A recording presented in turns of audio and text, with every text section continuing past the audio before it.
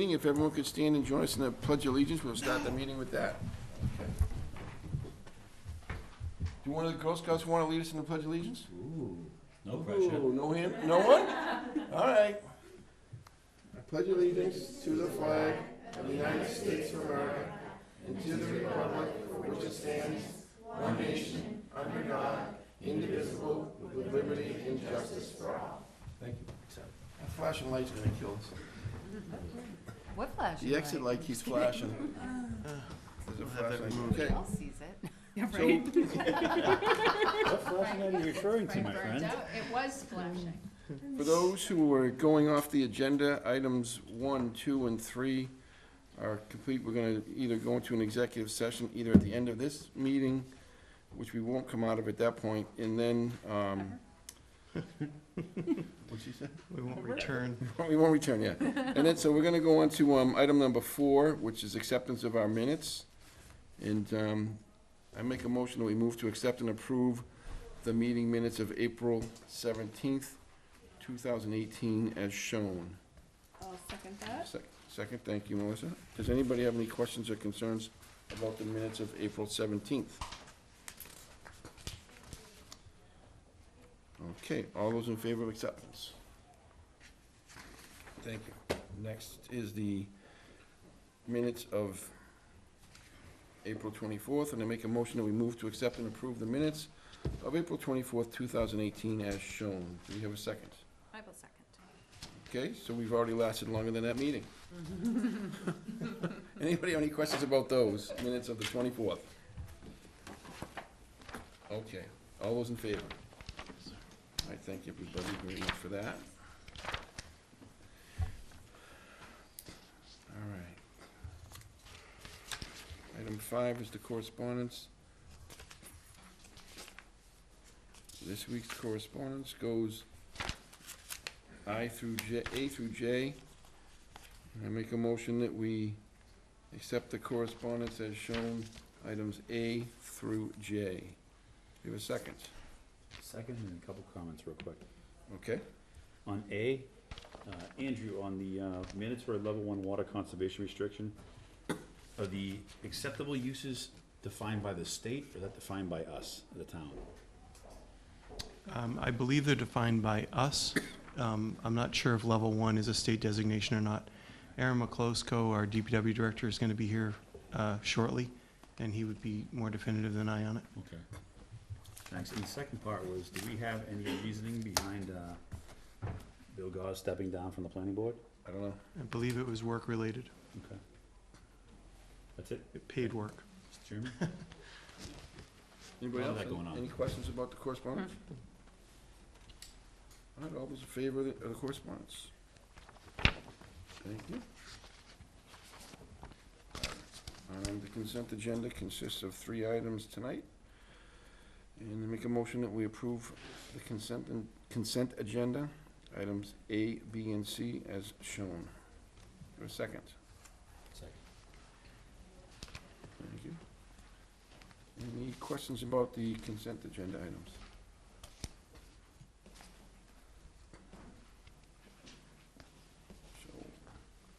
So we know that by voting on this, we're electing to place Mr. Cranshaw as a full-time member of the planning board. And don't we usually swear in auxiliaries here?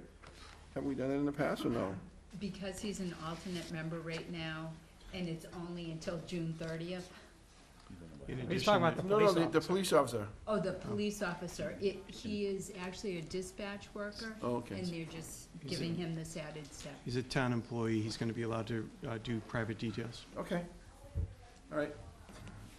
Okay, with that, all those in favor of the consent agenda? Thanks.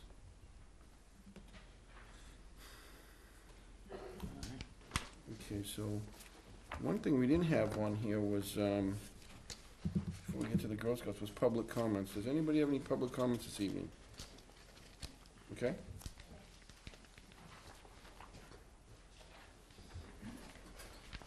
That's such a good clip. Yeah.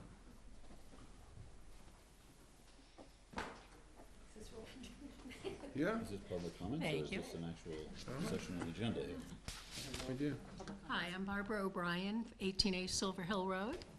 And I'm Dorothea Cross for Silver Hill Road. And we're here because we're concerned about the potential land swap of the acreage on Rockwood Lane. 2 acres. The 2 acres for the 10 acres on the other side Okay. of the town. And our question is, should we be proactive in our negativity? Should we get, We love proactive negativity. Bring it on. should we get our neighbors in a petition, a letter, anything like that? Right now, it's town land that buffers Silver Hill Road. So if you excuse my ignorance, can you just tell me exactly where Silver Hill Road is? It's beautiful. It's a paradise in Maynard. It's a dirt road off of Acton Street. Okay. And there's town land between Silver Hill Road Dirt road and is the state police and Comcast. Okay, so it's in between the two?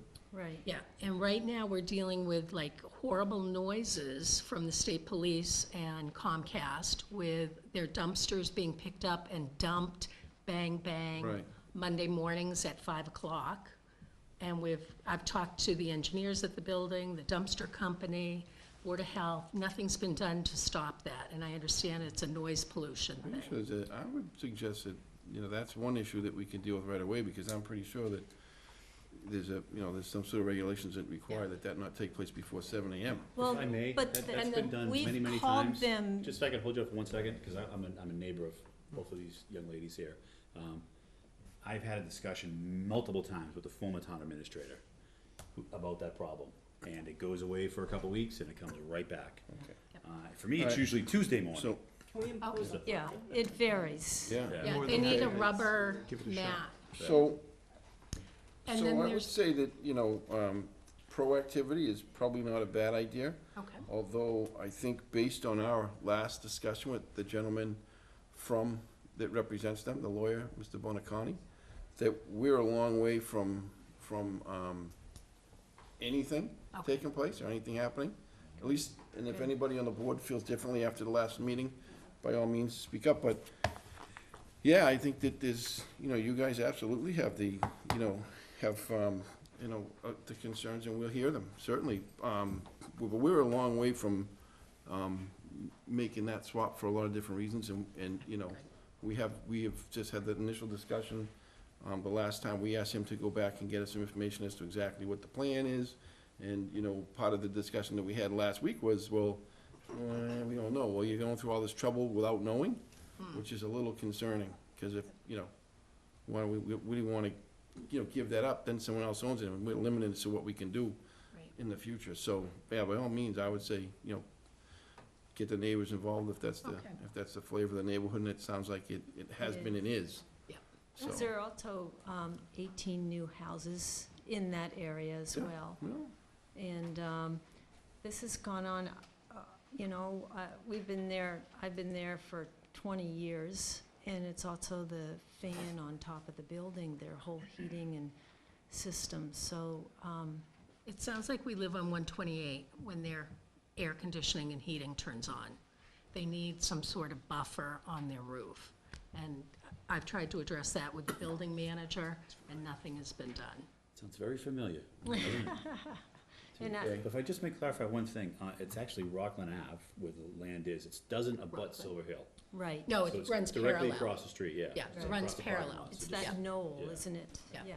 So, Okay, but yeah, we have, I don't think that we've made any commitments to anything other than we've asked for more information from the property Right. owner. mhm. And, we're kind of trying to seek a little more clarification insofar as, the maps go, of exactly what we're looking at for both the site that they're proposing over by you guys and the site that they're proposing down behind the, which is basically the town barn.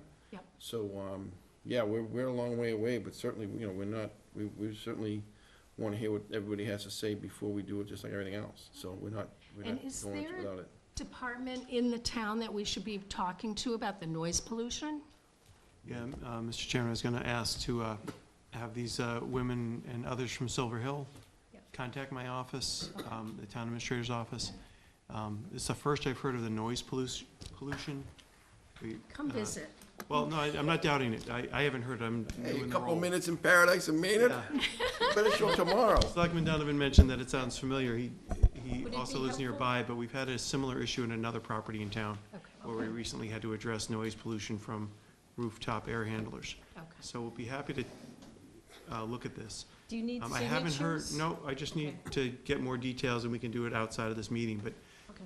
I haven't heard about the dumpsters. I don't doubt this is a regular issue. Many, many years. Again, I just haven't heard about it myself and I'll be happy to step in and see what we can do.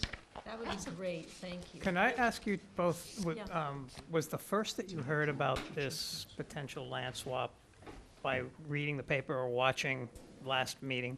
Was that the first that you heard of No, it? because I realized that a number of years ago at town meeting, the Mhm. swap was approved. Yeah, And that was very upsetting to my husband and I at the time. But we thought we were outvoted, so there's nothing we could do. And then nothing happened. yeah, all and- that did at the time was sort of authorize the okay to have the discussion. It didn't actually approve any, Oh, okay. any actual land swap per se. Oh, But the reason one of the things I'm concerned about is when issues like this come up, that the residents don't always know that it's happening, and then suddenly it's upon them.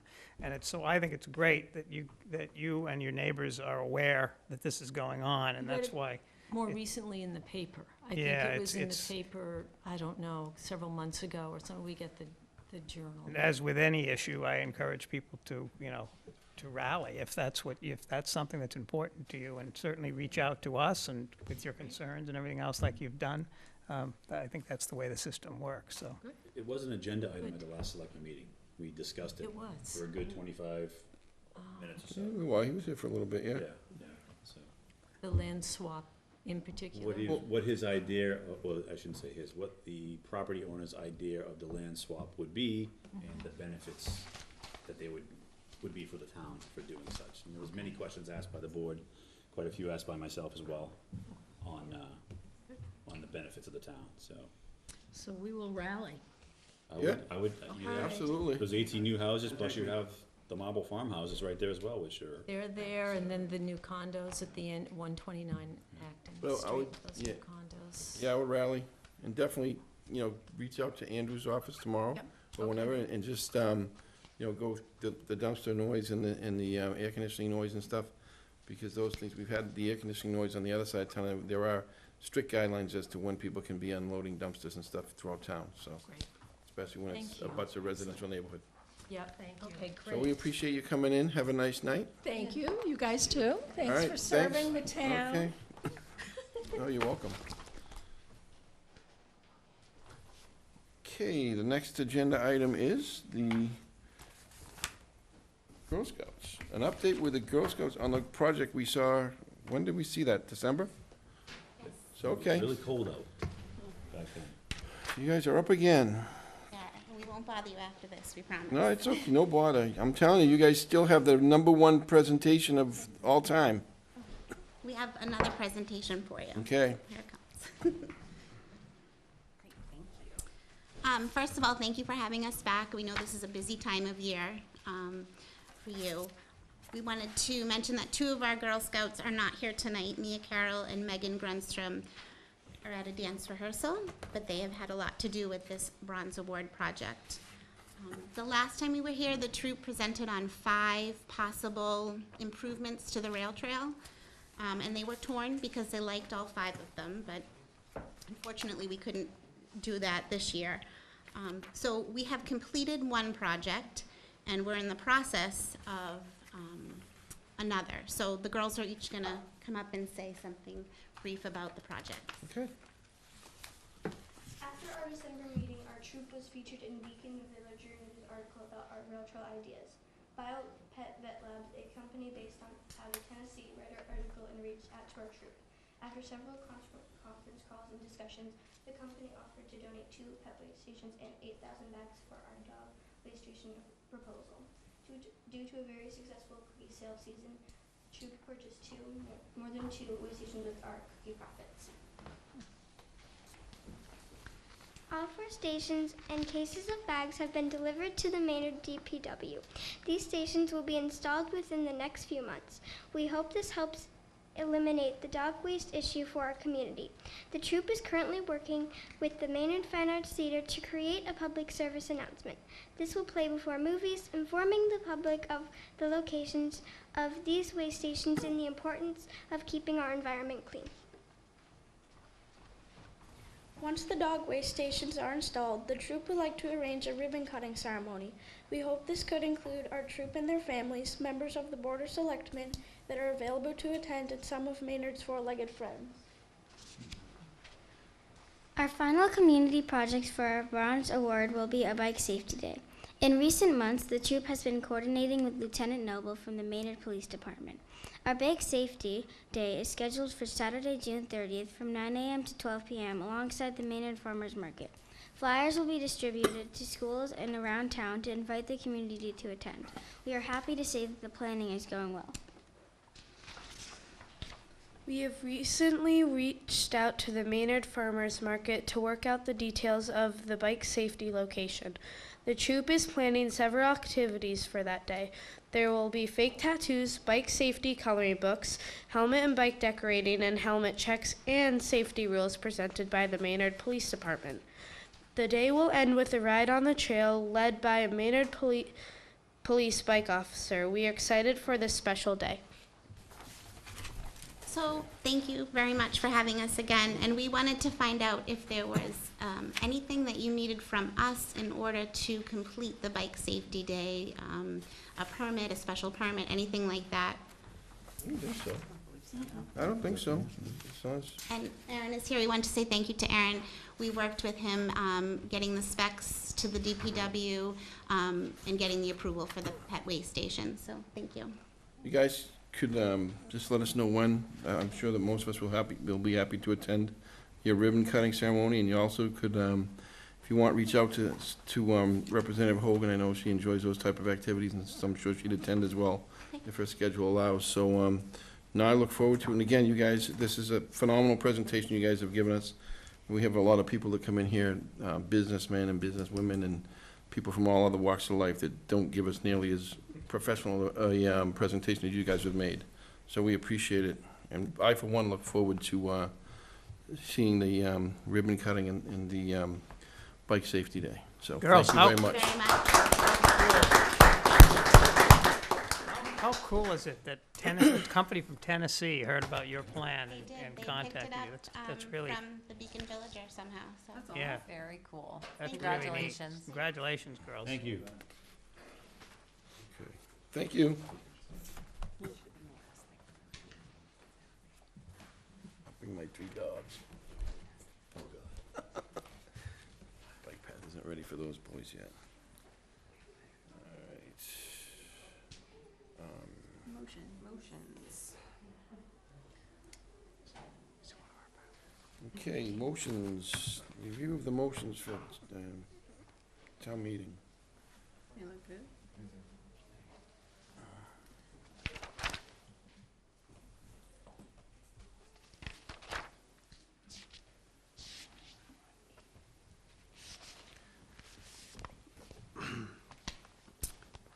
So,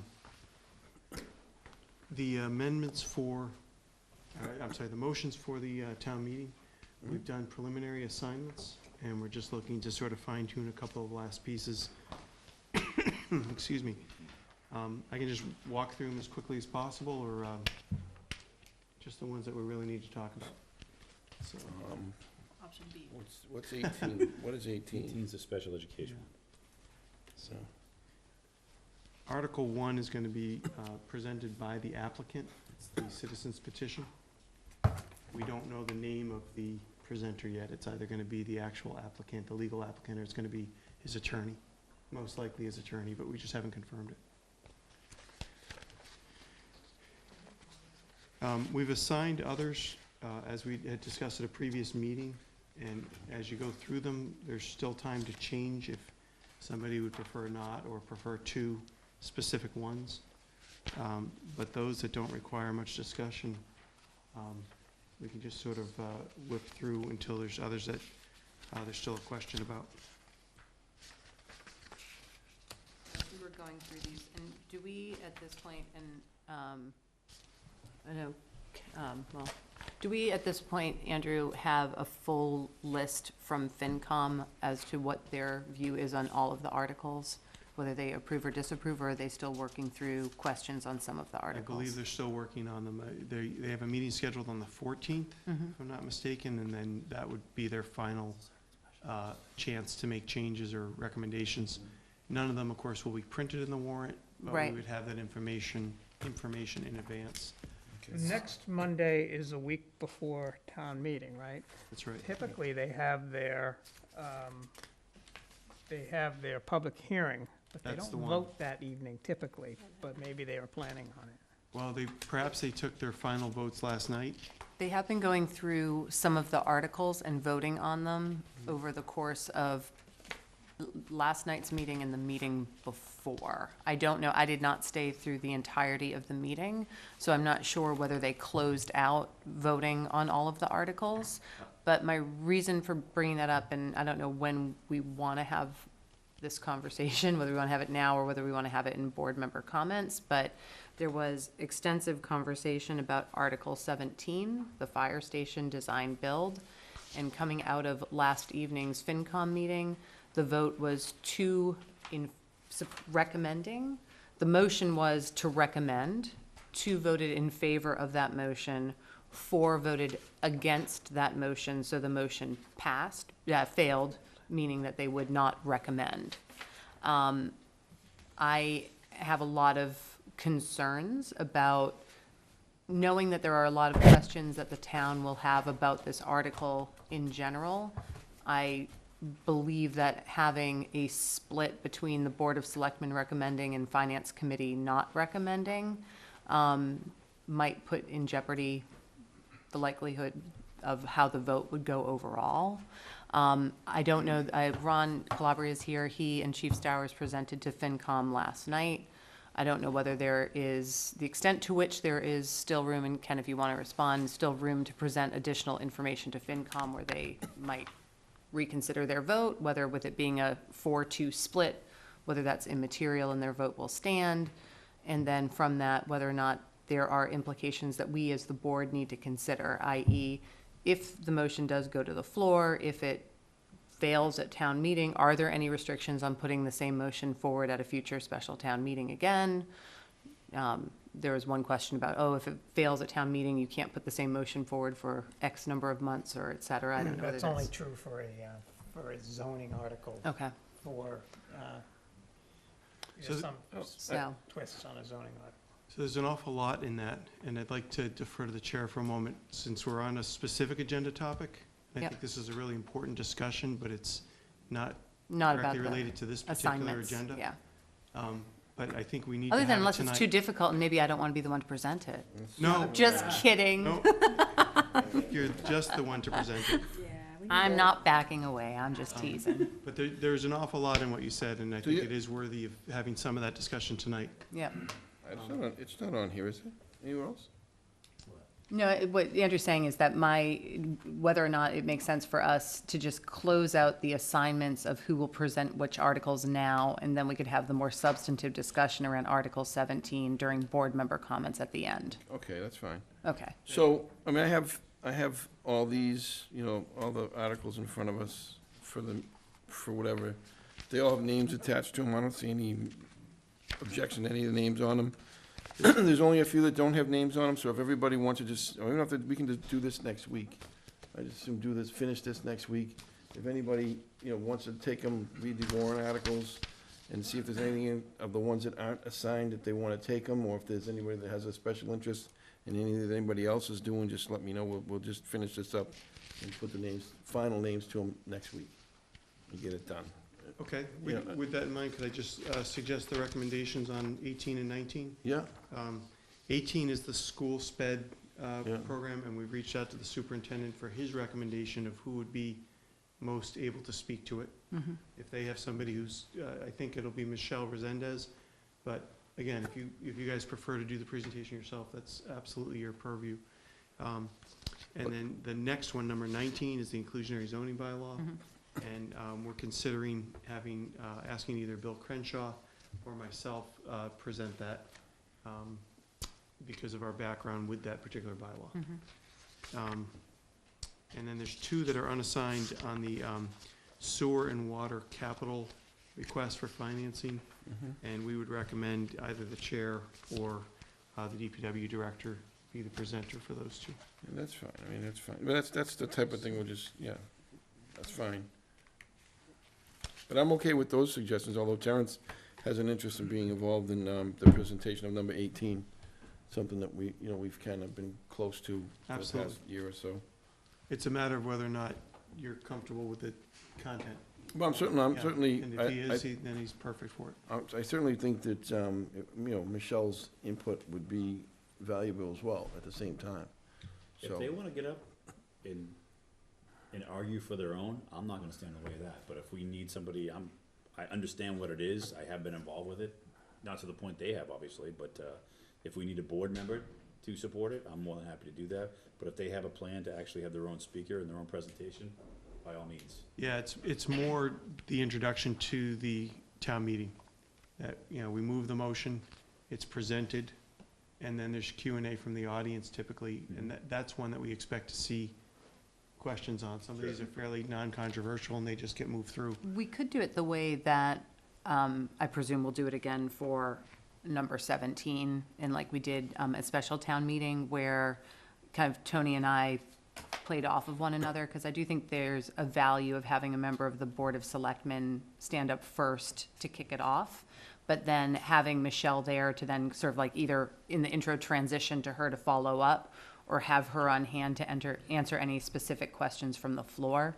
I just think it's nice to show that there's that continued ownership from the board among the amendments we're putting forward. And there may be some technical questions on that are just beyond our Right. expertise relative. I mean, to that point that Cheryl just made, as I'm looking and thinking, you know, we would, except for number 1, which we don't know what it is, or, well, that, you know, we do what we don't, but except for number 1, that we would, you know, present each one to the moderator, introduce it, present it to the moderator, and then the discussion pieces can all be led by, you know, the other folks listed as in these things. You know, if, you know, yourself or Bill Cranshaw or, you know, Bill Coleman, however they want to do it. And I know that when we get to next week or the week after, we're going to be with, I'm sure that Dick Downey's going to want to have a meeting, and there's going to be some discussion about some of these being done as a consent agenda, you know, under a consent agenda, so we'll have to do it that way as well. So, you know, we'll see what he says, and then we'll have a better idea who's going to actually present all these. So, yeah, but, you know, if anybody has any of these that they really want to get their teeth into, I don't see Melissa's name on any of them, so Melissa, you can certainly, you know, pick and choose, you know, feel free. I'll do any of the ones. Okay. I'm fine. So, you know, we can finalize this. I'm fine with everything that's in front of us, but just finalize the few remaining and then kind of firm up who is going to, whether it's Michelle or somebody else, because Dr. Girardi will have gotten back to you by that point. We'll firm up who's gonna, you know, do some of the question answering, because there will be questions, obviously, so. Perfect. If that works for everybody, does everybody have a problem with that? Anyone okay with that, rather? All right, so now we are on to the DPW water and sewer issues. I guess there's 2 issues, for Aaron, a policies presentation and a Park and McKinley sewer upgrade section.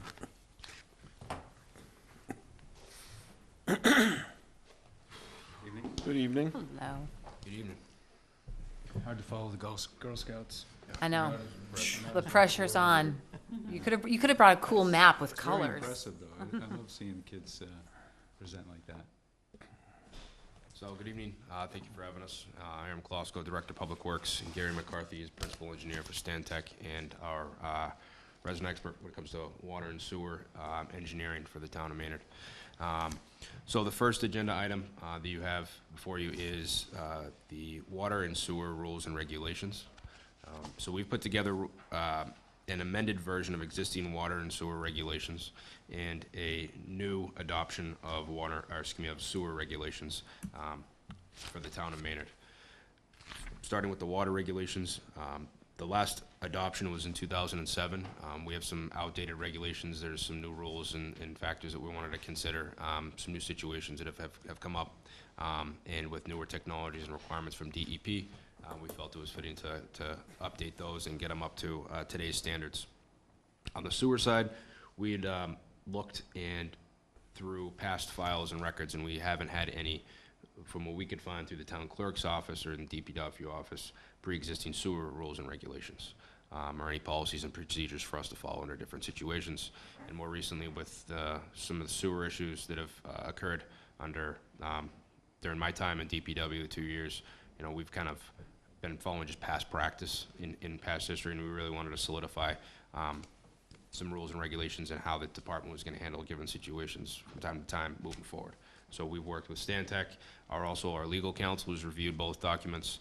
So Stantec, you know, the process really started with Gary and his team on reviewing the current water regulations and knowing what other water and sewer departments are doing in the region and the state, and making sure that we're in line with those, and also with standard practices. And then on the same thing on the sewer side, creating those from scratch that are in line with other departments in the region, and also in line with regulatory. After that review was completed by Stantec, we sent these to our legal counsel, Lisa Mead's firm. They reviewed them. They made some small edits and just changed some legal terminology, brought it back to us for review, for final approval, and have presented them to you, to the board. I know you just received them today. We just got them back yesterday from legal review. So I'm not asking for any motions or for approvals, but really this is just a chance to present them to you, let you know that they are, you know, rules and policies for the department to follow, some guidelines for given different situations. That goes with, you know, applications for new services, changes to services, how we're gonna handle different situations like new developments coming to town, do those assessments, who's responsible for what, you know, as far as assessing the development and what the impacts to the system is going to be, procedures for moving forward through that process to kind of streamline some of the, you know, situations we've been in the last couple of years with some of the larger developments that we've had in town, and making sure that the town is protected moving forward. You have anything to add on to that? No, you covered. Sharon, did you say that we never had any rules or regulations on either of these, or just on Just on the sewer side. sewer side? From what we could So, find.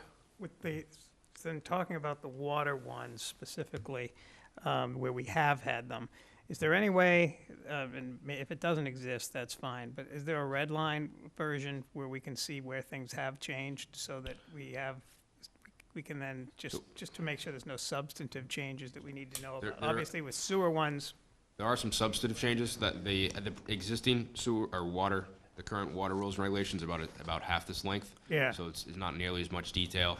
They're very vague in their terminology, and open to interpretation. This is more concise, to the point. It does a very good job of explaining what you know, the different components of the system, whose responsibility they are for maintenance, for financial.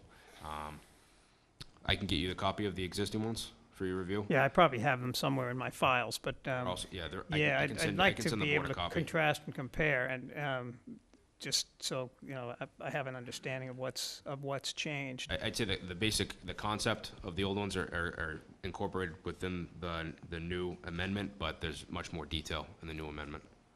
And I trust that a good job was done on them, and, you know, the only thing is I want to make sure that we're not either being overly, you know, onerous, or in the opposite, where we're giving up something that we previously had restricted or whatever. I just want to make sure that we know that I understand. Yeah, I had some long conversations with our legal counsel on that, and made sure that the town these are written to protect the town from any type of financial burden or minimal risk, and puts a lot of that on an applicant for a new connection or a new service. It also better clarifies who's responsible for existing services and existing connections, and breaks up, you know, public property and what the responsibility for the town is on public property, and what the responsibility is for a private homeowner or a business owner, and what their connection is. So theoretically, this helps us in the future when somebody comes forward with a complaint, quote unquote, that, you know, oh, I had a water break and it's on the lawn, but it's not really mine and it's yours and that type of thing? Absolutely. That was one of my, as a department head, one of the factors that came into it, and having some of those situations come up, and it's a gray area. I don't like the gray area, so we need something black and white, and not just past practice, but what's in the best interest of the town moving forward. And that was one of the motivating factors for getting these updated and bringing them up to today's standards. Aaron, so the water one that you're putting forward today, this is the one that you're expecting to be the one enforced going forward? Correct. So on page 26, section 31, you have water rate relief senior discount. Not accurate.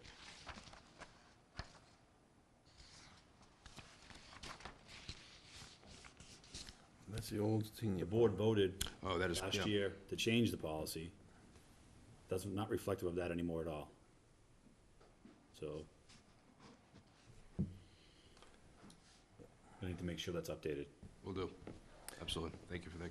So do you have, I mean, I don't know, kind of a list that you could provide us before we, at some point we'll take this up and vote on it in the next couple meetings, probably after town meeting.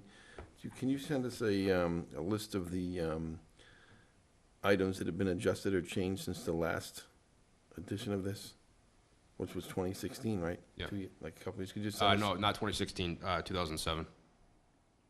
And that's what David was talking about, that it's the previous Probably version of this is like, We did some. That was, so in 2016, we presented adjusted fee schedule. So it's an appendix to this, Okay. But not the Okay. rules not the themselves. rules and Okay. regulations. It was So just yeah. the So fees if you for could just services. kind of give us, just what the changes are and what things have changed and how, just a quick description of what's changed, that would be great. Just so we know. I can do that for the water. The sewer is completely new. Yeah, that's I fine. can, Yeah, that I understand. Yeah. And one other point that's related based on something that just came up recently, right, is what are the rules regarding water meters themselves? Because we find ourselves in the situation where there's a bevy of townsfolk who are splitting water charges throughout their facility because there's one meter. And it's probably not done, I don't say proper, but it's not done in the most advantageous favor for the residents. Do we have any ability to actually demand that these property owners put in separate meters for each of these units, or? So it depends on the situation. So if it's an apartment building or a condo, so most condos in town have split out meters and they have their own individual meters. A lot larger condo associations have that. They're charged for the water that they use in their single dwelling. We have some situations where there's some smaller condo units with maybe 6 units where they have one meter. They used to be apartment buildings. They had one meter coming in that charges, and when they split out to be condo associations, nobody ever split their meters. We have a process for that, and that's done from time to time as it comes up. People buy a single-family house, turn it into a two-family house, want to split the meter. We have a charge for that, $250 as an inspection fee. The owner goes and buys the meter from the approved meter from a local vendor, gets it installed by a licensed plumber. We send out a technician to inspect it. We add it to the system, and now they have split meters, and now they're individually charged for that. Residents have come to the town and asked how we do this. We explain that process, but there's a cost associated with it, and people have to do kind of the cost-benefit analysis and determine what's that cost up front and what versus the long-term savings, and is it economical for them in that situation. What I'm trying to prevent is a situation we found ourselves in a couple times over the last couple of years where properties change hands, they're specifically condos. The person who sold the condo to the new condo owner, they're all on one meter. So, and we were some of them were in arrears of their water charges, up to the tune of like 14 grand, I think, a couple of years ago. We had them before the board. So we're still finding there's situations where they're not even paying the town, right? Because they're disputing what their bill is. So how do we provide a way to actually make it fair and equitable for the actual condo owners themselves? So anytime that property changes hands, right, they should have a closing attorney that goes and does a thorough analysis of the property and how that property is serviced by the town. So if that property receives town water and sewer, that closing attorney should be doing their due diligence for their client and contacting the town and seeing what's due on that water account. We get that all the time when properties change hands. They do a final reading to send them a final water bill. And if they're told there's not a water sewer account tied directly to this property or unit, that should be a red flag for them to say, well, how are they getting town water and sewer? and we can check and see if they expand it by, like, let's say, 1 Main Street condo 6, and they look in and say, okay, 1 Main Street condo 5 has a water meter, and that supplies the entire building. That should be a red flag for that person that's purchasing the property. Their legal counsel should be giving them the advice and explaining to them what the situation is, and the onus is really on the person purchasing the property to do their due diligence. I get that, but the result is, we end up keeping water on for units with six, because there's a problem, and someone, they may or may not have paid the water meter bill, right? So, yeah. So instead of just shutting off on one person who's not paying the bill, then you're potentially shutting it off on 6 people, and there's a confusion over who actually owes what. So So what my question is, what's stopping us from putting a rule in place that says anytime a condo changes hands, they have to put their own water meter in? Is there a rule that says we can't do that? There's not one. I mean, I would say I would defer to our legal counsel on what we can make residents do or not do. That's what I'm asking. Yeah, we have a process for that. If people want to do it, we recommend doing it. Because then if one person's not paying the bill, you're not penalizing the other 5, right? So typically, if you have a condo association as 1 meter, it's tied to 1 condo and 1 property owner, and that would be built into their HOA fees on how that water bill is split up. And if one person in that building decides not to pay their HOA fees, that's an internal HOA issue, right? And if we are not receiving money, what happens is, if there's a year's worth of uncollected bills, we'll lien that on the property tax for that one specific condo unit, and the town will eventually get paid. But all the risk is on that one unit owner. And again, I go back to when that person purchased a property and they see that they have 1 water meter servicing an entire building.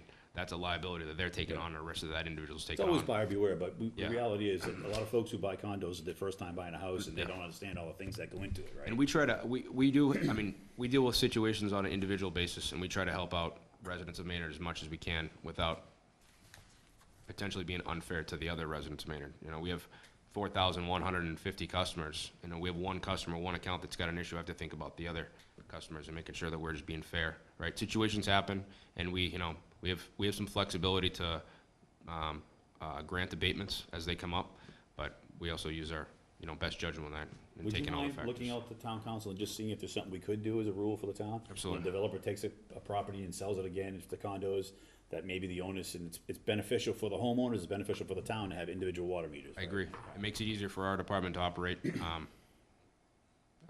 I recommend that as they come in. So I can reach out to legal. Appreciate it. Thank you.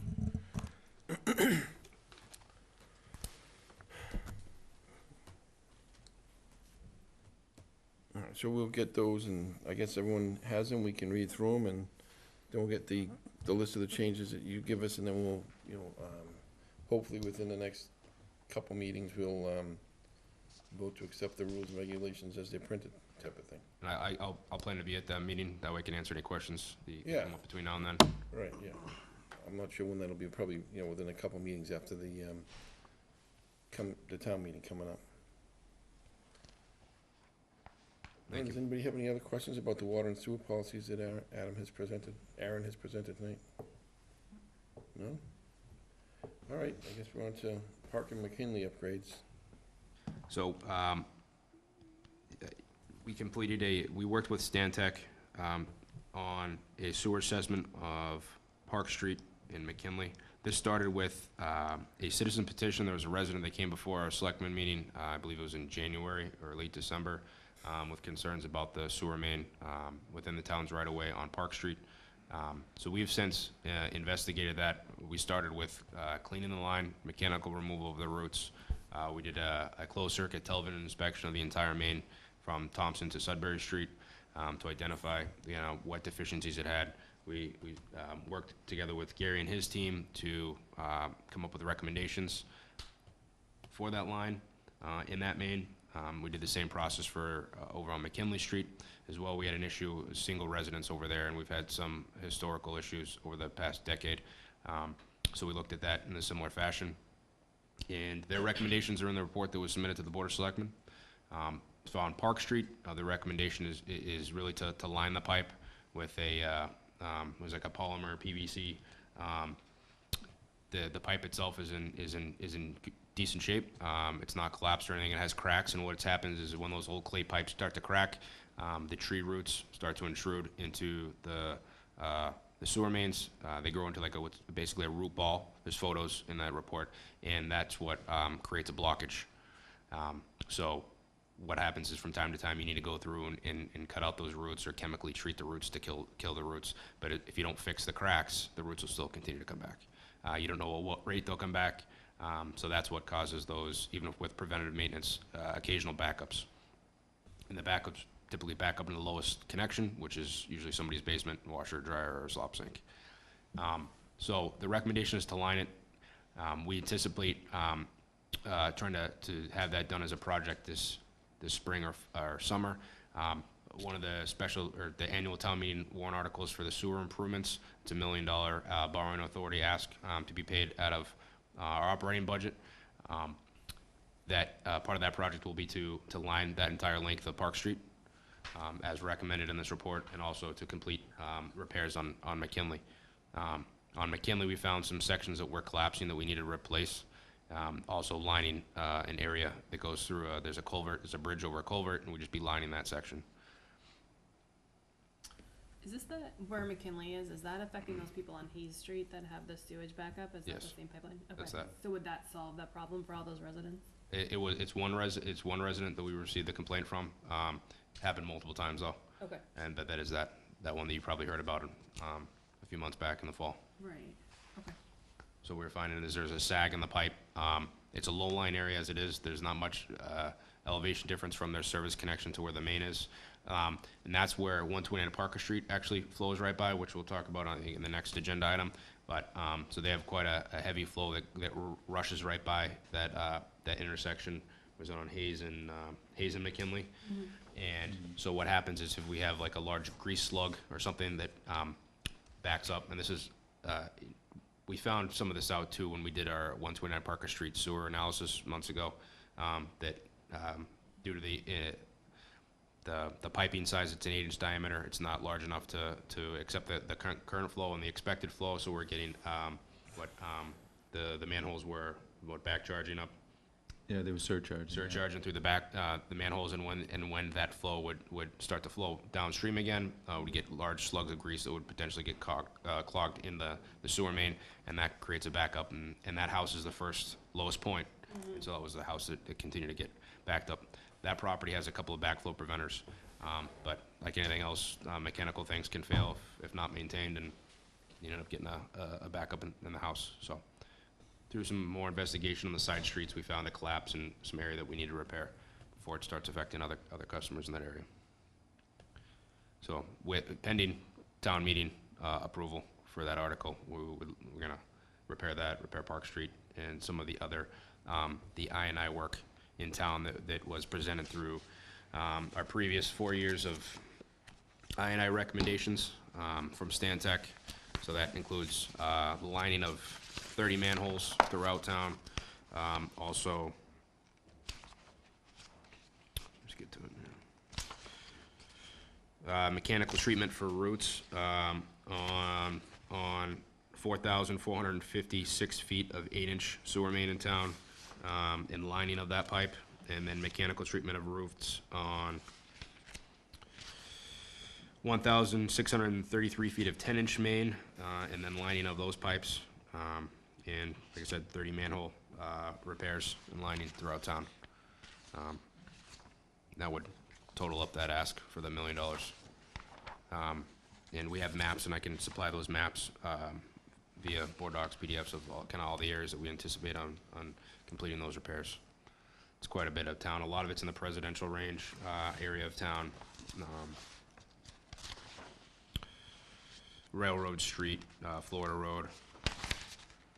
And this will be addressed in, with the approval of town meetings, warrant article, whatever number it is coming up. Correct. Annual.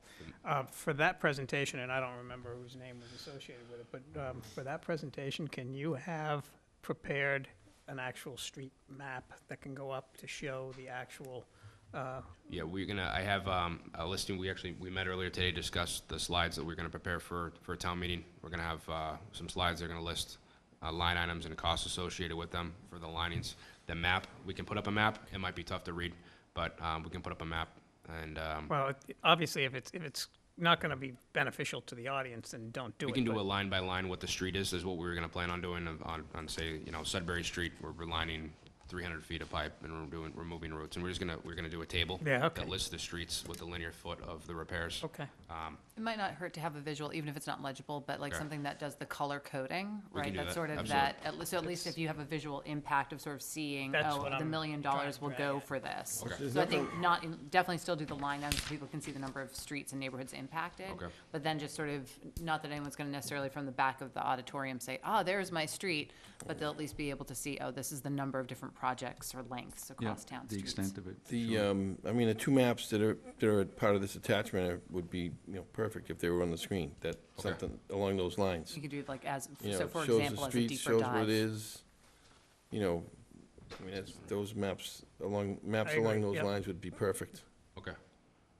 And I don't think we need anything more specific And than that. we'll add in, the other neighborhoods that are gonna be Yeah, I affected think too. we do. Okay. Aaron, you have the slide template from us, or before you go to too much trouble, make sure you I do not, I can get use that. our template so we don't have to do them twice.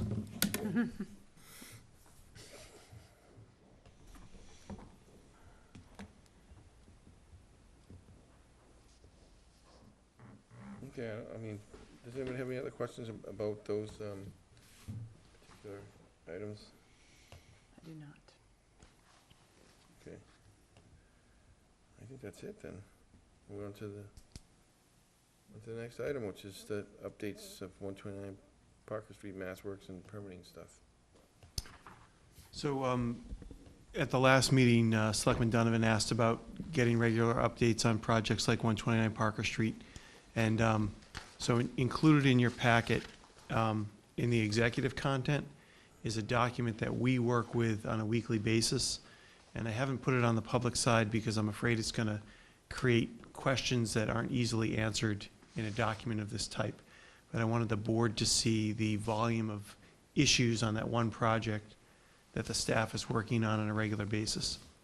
In terms of a more specific update, the project is moving along at the pace we were anticipating all winter. We are prepared right now to release permits for both the apartments and the congregate care. There's a few outstanding items, but I can tell you tonight that there will be $1.486 million, almost $1.5 million, in permit fees, sewer, water, and building, just for the apartment building. Those fees have been calculated, and that will be announced. The permits will be released as soon as a couple of last checkoffs happen. So for instance, the perimeter fence is still incomplete. They're 60 feet short. They mismeasured apparently, but they're anticipating installing that last 60 feet this week. And that would be one of the checkoffs, for instance, and then we'll release the permits.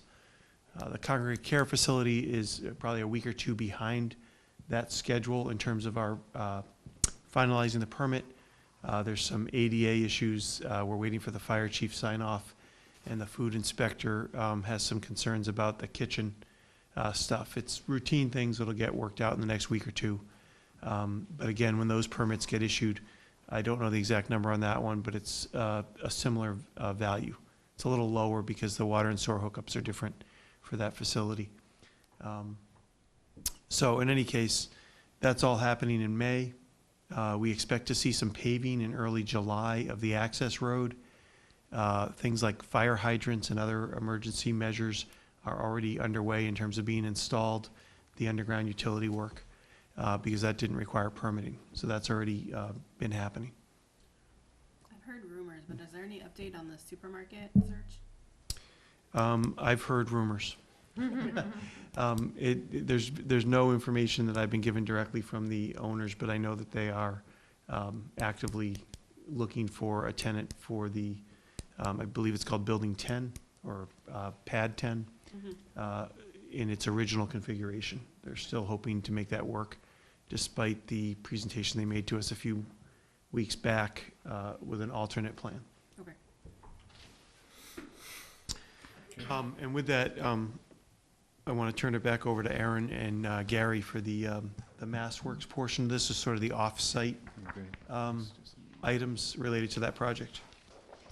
Aaron, just before you start, because I said the word off-site, the off-site traffic improvements that are required in the MOA are going to be starting next week. So I believe there's 5 intersections in town that the MOA requires Capital Group to improve, and I don't know the order in which they're going to do them, but we should see those improvements happening in the next few weeks. Okay, great. And, Mr. Chairman, you're getting a plan which shows the overview of the sewer work that we're working on for the town, related to the 129 Parker Street Development Project. And I think you may have seen versions of this during the permitting, but just wanted to give an update on our design and on our design efforts for this. And just to remind folks, these are sewer improvements all downstream of the 129 Parker Street development. Through our study, we had determined that there'd be impacts to the town's sewer infrastructure related to the project. So we identified a number of pipelines that either needed to be lined or replaced. We also identified some improvements to 2 sewer pumping stations, and so all that work is in design right now. We've completed our field surveys and mapping. We recently completed wetland delineation work, and so that'll allow us to prepare our submittal to the Conservation Commission. And we're shooting for a late June date to have plans ready for bidding, and all goes well there, we should be out to bid in July, August timeframe. And that'll allow us to get a contractor on board in the early fall and begin that construction work, which should take better part of a year, maybe a little bit less. So we feel like we're on schedule. We're going to be updating our cost estimates as we go along in the design to make sure that we're staying within the budget that we had all talked about. That it's being funded through the MassWorks grant. Can I ask a quick question? This is technical, unrelated to the Parker Street project itself, just looking at this map. I'm just curious. If you look directly across from, if you have the map, directly across from Parker Street on the northern side, there's a stretch of land where there's no sewer main that runs through. Right. What happens to those houses that are right in front of it? What's going on? There are no homes on Parker Street there. The homes on South And Street. look at B Street, right, that goes down. None of those homes have. Those homes have septic systems. Oh, okay. Yeah. Then I look up in Detling and Cutting, and there's a stretch. Maybe it's because of the hill, so that nothing can flow because it goes either up or down. But there's a stretch where there's nothing there. But those homes are served by the sewer system up in that neighborhood. Why wouldn't there be? I know. Is it just? It's the service. The flow is either going Up or down. left or right there. Yeah, so, okay. Yeah. They probably have long service connections from their property. There might not be a main. They might still all be individually connected. They're close enough to all be individually connected to the last manhole. Yeah.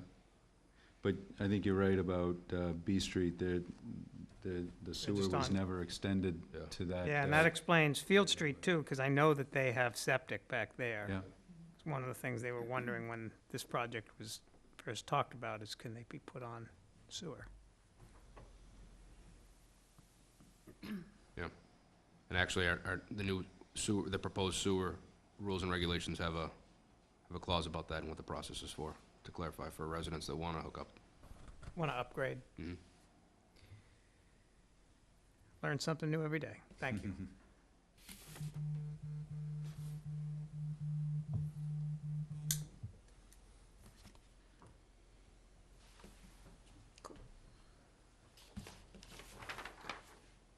is all the segment that was part of the grant, right, that we That's were correct. awarded?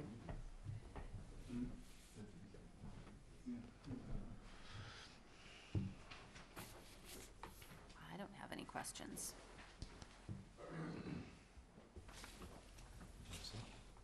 I'm good. Okay. Nope, I'm good. I'm just kind I'm good with it. Do we want to chat about Hayes Street as well? Yeah, so the next agenda item, if there's no questions on 129 Parker or on the Mass Works grant, is the Hayes Street neighborhood update. About 2 months ago, the Hayes Street neighborhood, some residents from there asked us for information about what could be done about the high water table there and the water that gets into people's basements, that pools up in their yards and so on. And I had just taken over in this seat at the time and wanted to refresh myself on the details of the stuff. It goes back to 2014 and 15. Worked with Aaron. Aaron worked with Stantec. They were also part of the reporting. Our position is similar to what was spoken about that night. We continue to be interested in working with the neighborhood to resolve the issue, but the issue is not being caused by the town's systems. It is a high water issue. DEP's confirmed that. Stantec's research into it confirmed that. There's a number of mitigations that might help the problem. The Stantec report, I believe is 3 years old, Gary, was estimating costs at about $400,000 back then. So undoubtedly it's a bit higher now, without a guarantee that it would resolve the issue. It would certainly enable us to take more water away from the neighborhood than we can with the existing system, but it wouldn't guarantee that it would take enough away to resolve the high water table issue in the neighborhood. It would essentially be replacing the existing system with another system. I don't want to speak too definitively about that, but that's my layman's assessment of it. In any case, the DPW 3 years ago offered to allow residents to hook up sumps directly to the stormwater drainage system, and we continue to have that as an option for folks.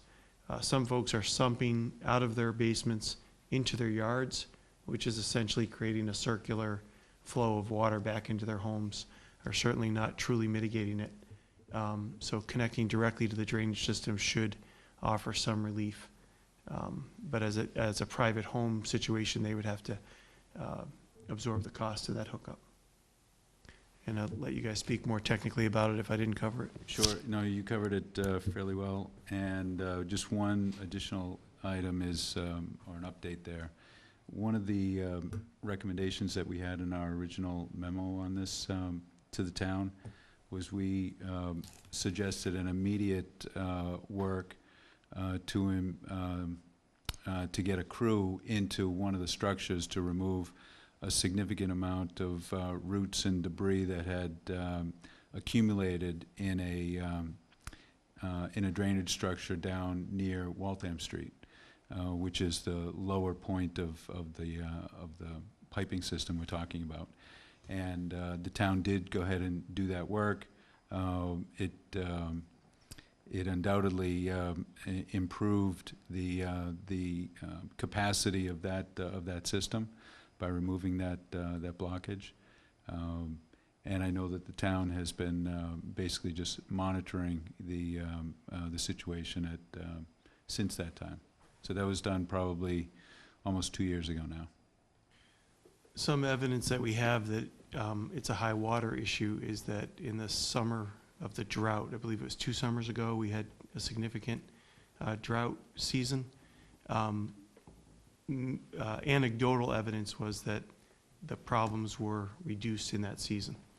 And then when the rains came back in a winter season, the problems increased.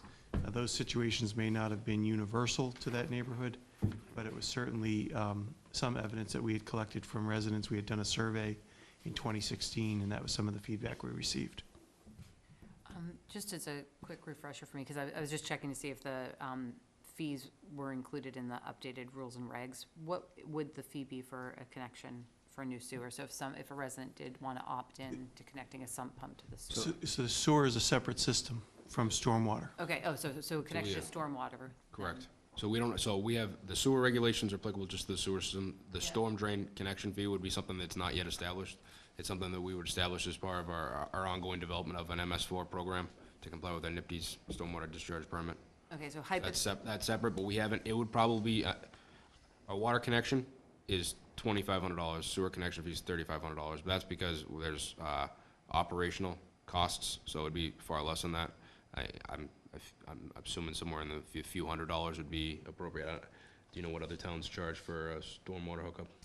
I think it is between $500 and $1,000, something like that. So I guess what I'm curious about, so you mentioned that had been offered as an option to residents a couple of years ago, that they could connect some pumps into the stormwater, and then added that no residents essentially opted to go in that direction because of the costs associated with that.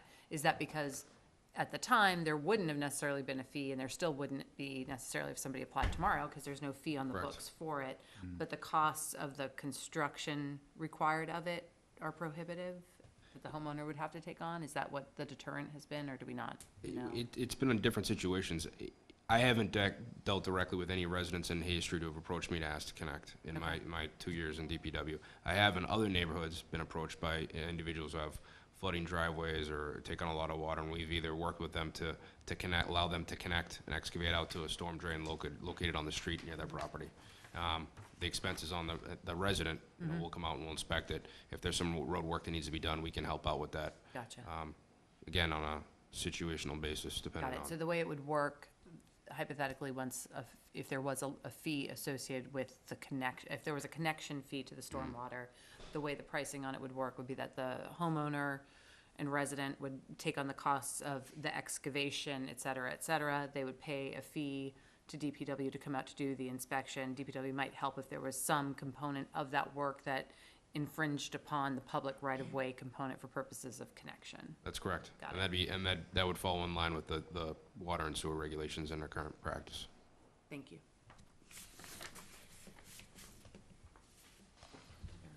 There's a public question.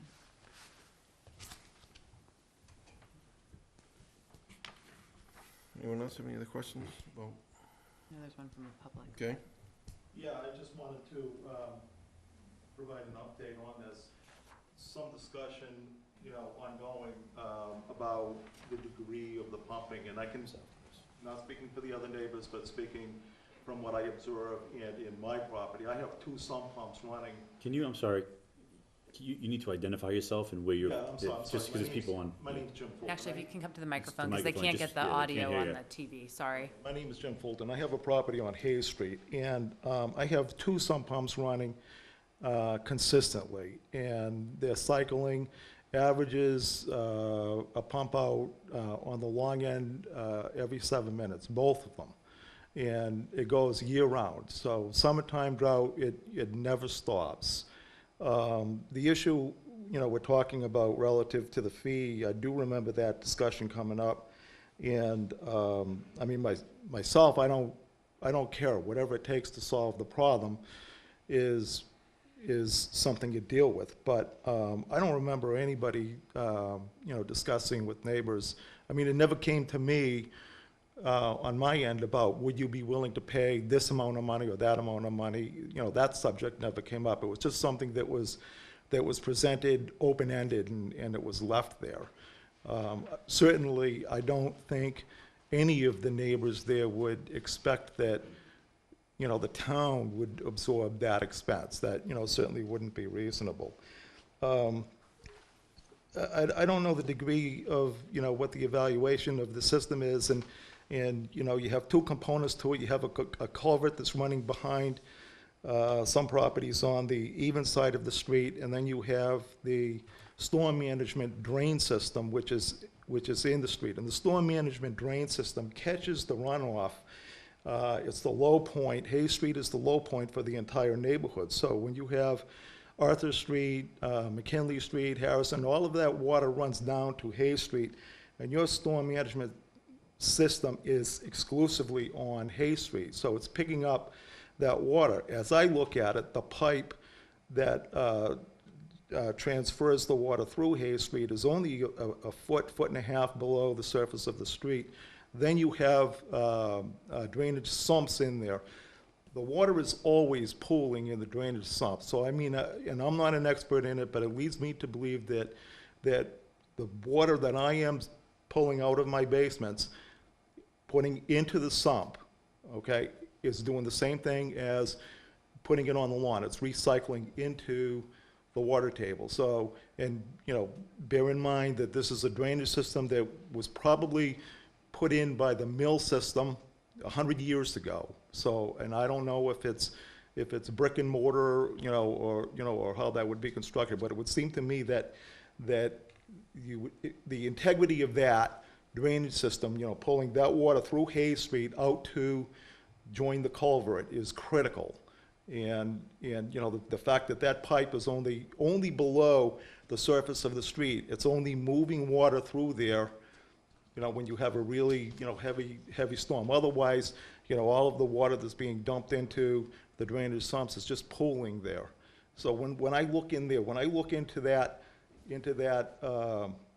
sump, that level of water appears to be what it would be in my basement where my sump pumps are. Basically it's right below the floor. So, and again, I'm not an expert on it. I'm just,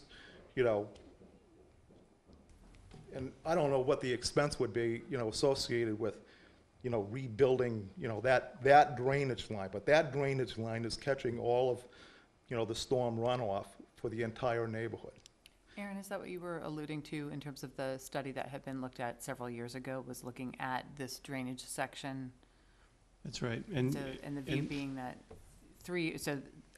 so I guess one question would be that, and we can go into detail about what that would look like. And I guess my second question is whether or not, that was 3 years ago, knowing that we've been doing a lot of more looking at water and wastewater pipes in that neighborhood as part of the other piece that we're looking at for the $1 million. Do we know what the conditions of the wastewater pipes are in that, on Hayes Street as well?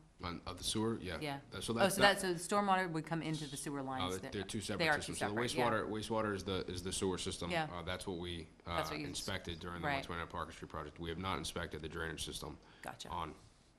We do maintain the drainage system as far as every year annually. We Yep. clean out every catch basin in town. We have a contract and mechanically clean out those catch basins, but it doesn't jet or clean out any of the lateral Gotcha. Drainage mains. With the exception of the stuff that Gary mentioned earlier, where they found a blockage and they corrected that.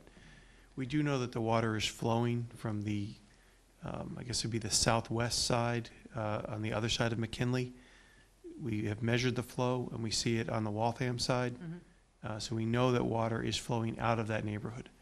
To Mr. Fulton's comments, we haven't done a survey of just how much water is basically catching in that whole neighborhood from that high water table.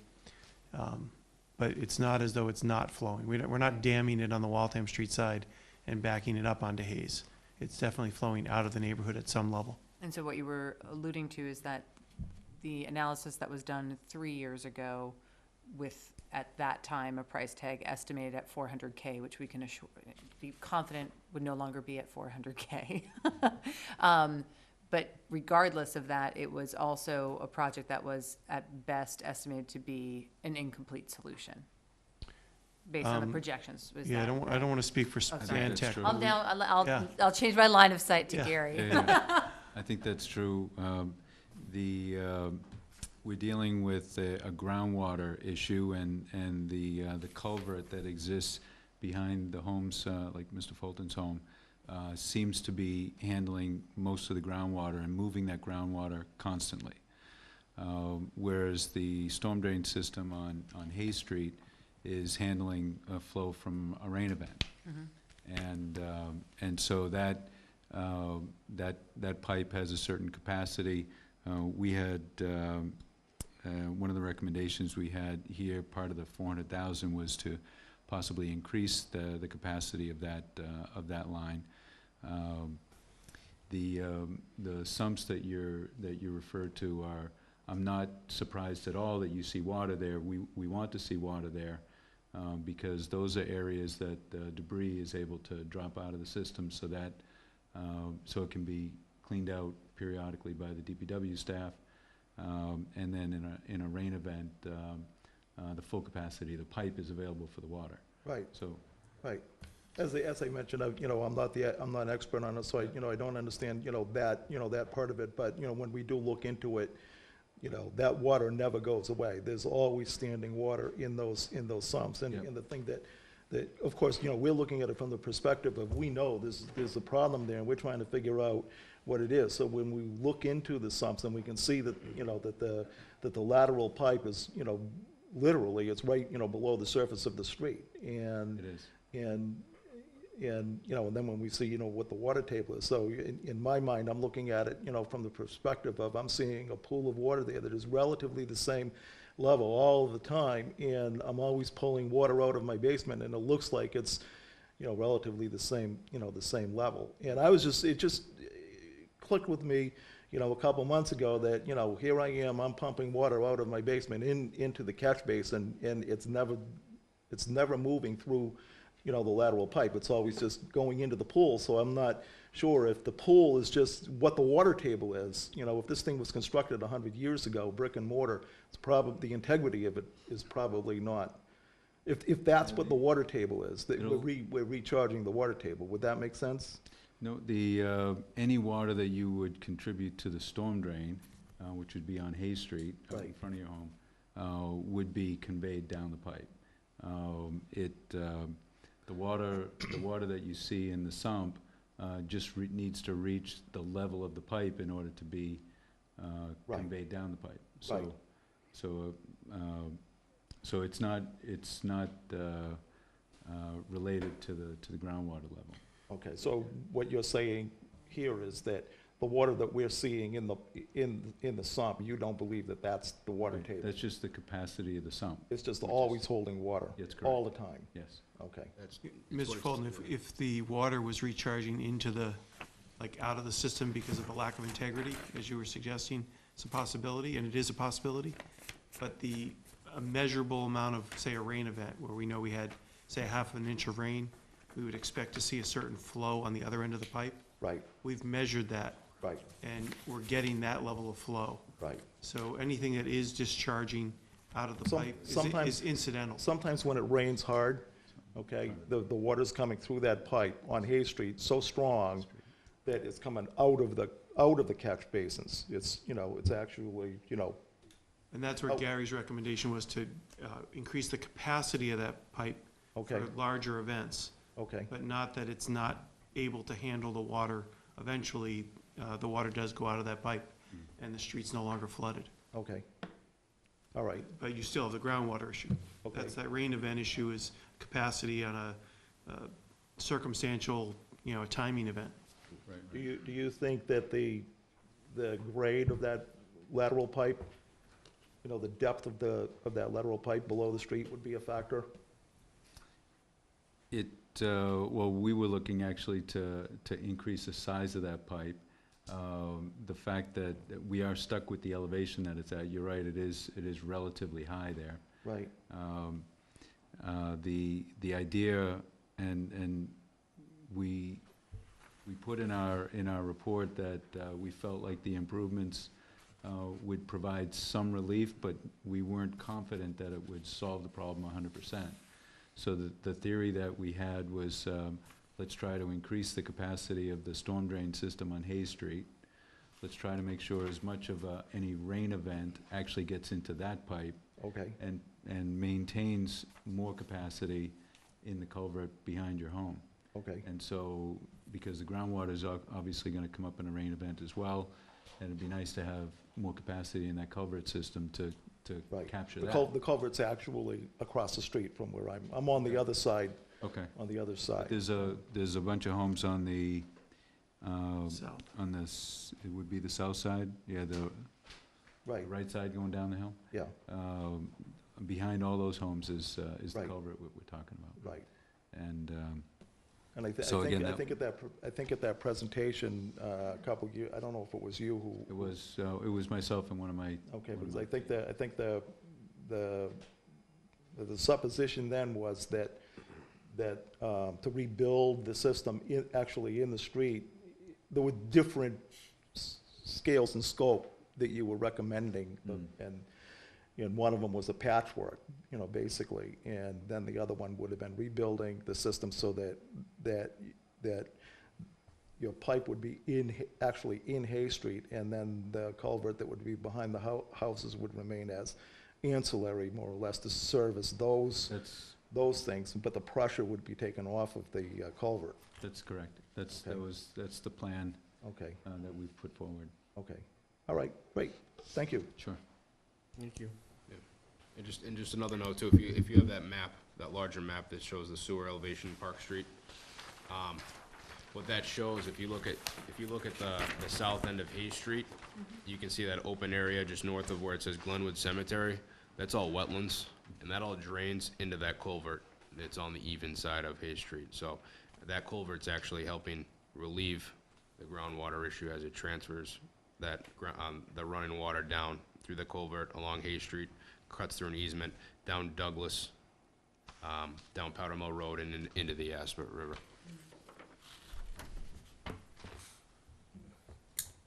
That's another reason they have that high ground water table, is because it's right adjacent to that wetland area.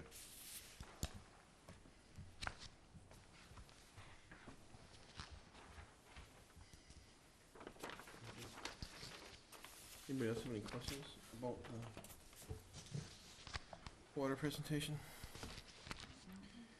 I'd like to make one further comment, Mr. Chairman. This is precisely the type of project similar to the MassWorks grant we got last year that Gary has talked about tonight.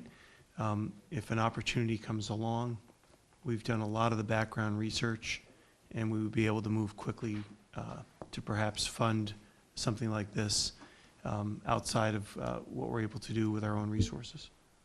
But So are there we- grants? There's a potential for grants that might become If there was, we're mostly ready to jump on it. Okay. So. Okay. The MS4 programs and stuff, we don't know what's going to come down the pipe, but there might be an opportunity because of the NIPD's permitting for federal or state mitigation costs. Right. Okay, I think that's it. Thank you very much. Thank you. Sure.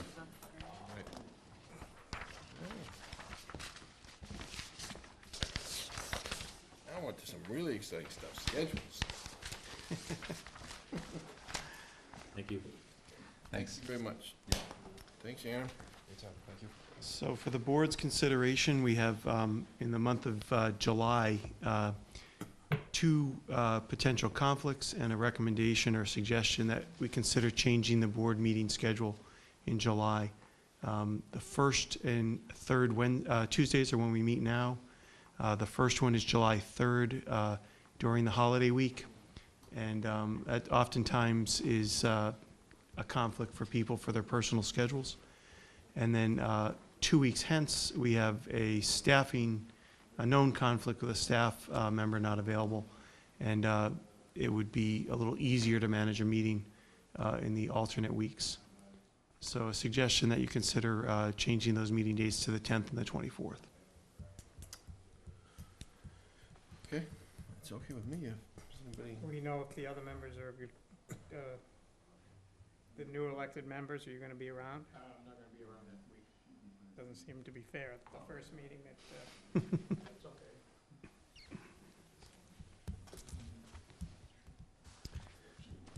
The 10th? Are you gone the whole week or just? Okay. Could we possibly do the July 3rd meeting just another day that week? The whole On the Holy Week? 5th? Yeah. Well, it depends, it's hard because it's just gonna be right when people take the holiday. Arvind, are you here that week for July 3rd? Yes. Okay. We don't know about Justine. Yeah, she wasn't here. She's new. So July 2nd would be a Monday, July 3rd, July 5th. If if you're going to consider an alternate date other than the 3rd. The 3rd is sometimes The 3rd seems to be kind of, that's the night before the 4th, so. Yeah, it's not. Can we some make a some decision? communities have their parties that night, that sort of thing. Can we make a decision at the next meeting so we have a chance to confer with Justine? Since it Absolutely. would be her first meeting too. So I guess the proposal, though, would be then to see whether or not July 2nd would be an option, Monday, July 2nd would be an option for the first meeting of that month. And then, are there any issues, well, and then we would also check with her about whether or not the July 17th for the second meeting. Does July 17th work for you, Armand? It's a 5-week month though. We could technically do the 17th and the 24th. 17th is when they have a conflict. I'm sorry, 17th, the 24th would be the Yeah. second one. and we can accommodate the 17th if it's not something we can move. It's just, Preferred not to. yeah, it's just extra effort on the The staff's part. preference, the current working proposal would be Monday, July 2nd, and then Tuesday, July 24th. Are you coming?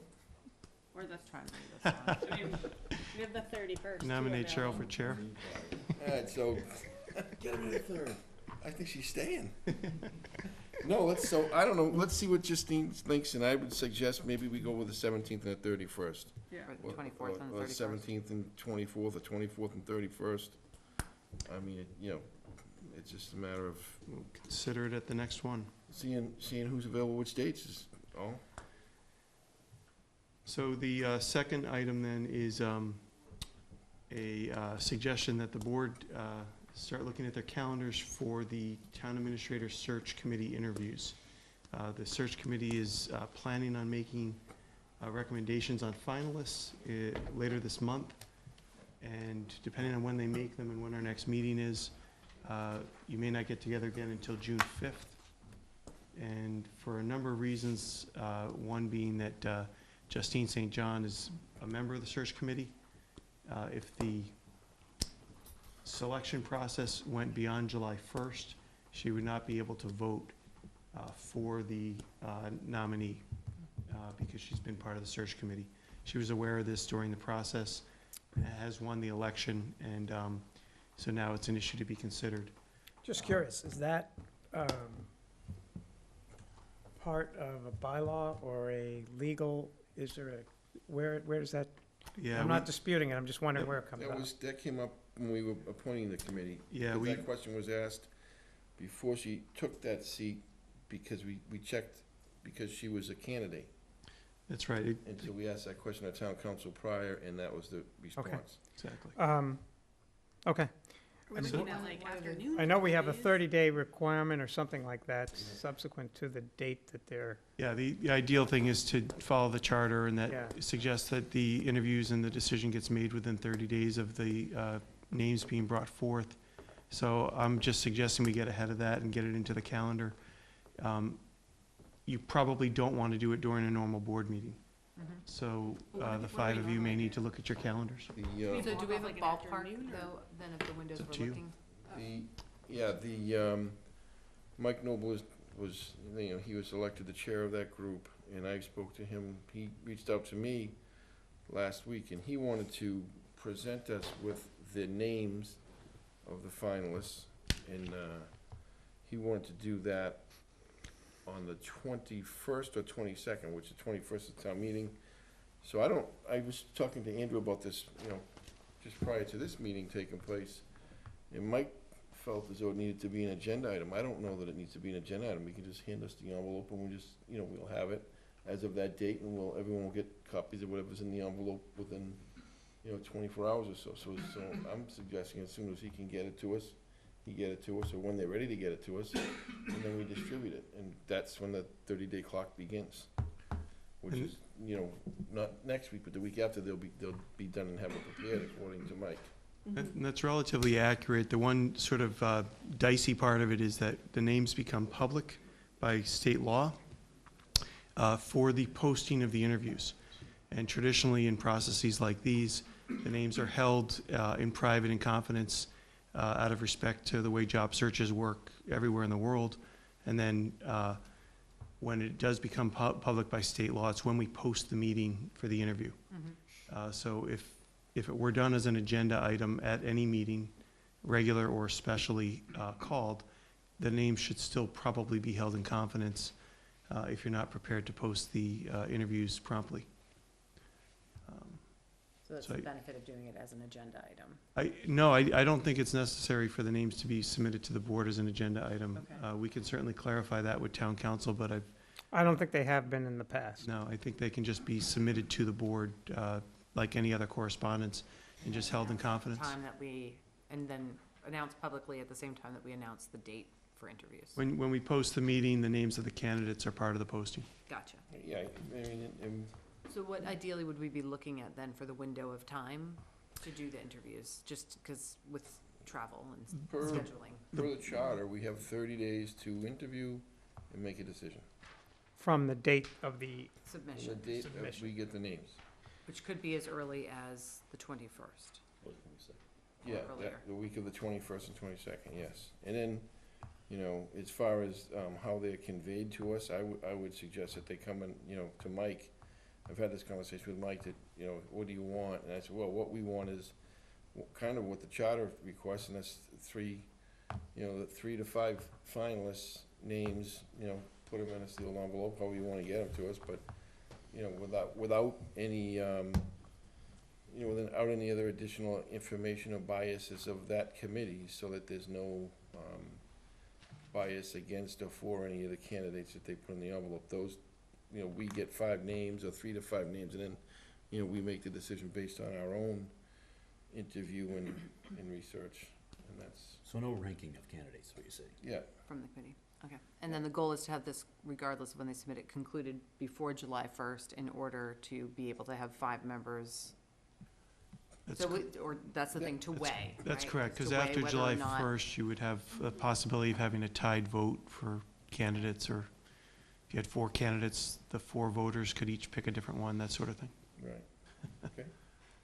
So is everybody okay with, I mean, I don't know what the dates would be or what, Is it easiest for us to just submit to you via email dates that we know were not available? yeah, that probably makes sense. And then, because I don't know if, you know, the amount of time we're gonna need and everything else is dependent also upon how many names we get. If we get 3 names, that's one set of times. If we get 5 names, it's a whole different set of requirements for a time. one of the thought processes for all of us, as I look at my calendar for June, because of graduation season, I've got commitments already on Saturdays that typically might be open. We've done interviews on Saturdays before, but it also affects Fridays because that might be the night of the ceremony. So all of us need to be aware of just the impact of what's coming up as far as those dates. So it's really starting to squeeze in time already for that month. So As if I we look at just it. send That's why I think to Cheryl's point, if everyone wants to send us, you know, send each other a list of blackout dates, we can start from there and Send it work to you in, and Andrew. start from there Not and to work me. into, I want you to manage it. start from there and work into a timeframe is Becky. okay? Unless anybody objects to that train of thought? Okay. That was easy. The next item becomes Andrew's town administrator report, which we have 2 of. 1.5. Yeah. That's right. So, yeah, I sent you a full report last week to keep in the sequence of keeping you on biweekly updates, even though we postponed last week's meeting. And then, so this week is just sort of a little addenda to that for things that happened in the ensuing week. Okay, and then, okay, so I mean, that was, the discussion about the TA search was really the bulk of what I would have in the chairman's report. And then the only other question that I have, Andrew, is, well, first of all, congratulations to Armand Diabakarian and Justine St. John, as they are the newly elected selectmen-elect, I guess, and they will both start on July 1st, so congratulations, Armand and Justine. But then, the election itself, what have we, so, I mean, everybody here is aware of the issues that surrounded some of the tallying and stuff. What have we done so going forward we don't have that problem? So, How yeah, are we gonna resolve that issue? I think it was fairly unfortunate and a unique set of circumstances. There's a husband and wife who are the traditional talliers working as election volunteers, were unavailable this election. And so the people doing it were doing it for the first time. And while all the procedures were being followed and so on, it wasn't quite as thorough as the experienced people would have brought to the table. And I don't want to throw that out there as blame. The town clerk and others had the opportunity to check and double check these things. It was merely an oversight. All the precinct tallies were correct. All the tallies for all the different elections, the school board and so on, all of them were accurate. There was one mistake made, and it did not change the outcome of the election. The mistake was in combining the totals of two candidates into a total for one of the two candidates. But the individual precinct votes were accurate the entire time. So, So it's unfortunate, but it's really, I think, just a one-off kind of accident of that election, and I'm confident that the work that the clerk and the election workers do is up to a high standard all the time. We have asked. don't you have machines that do that?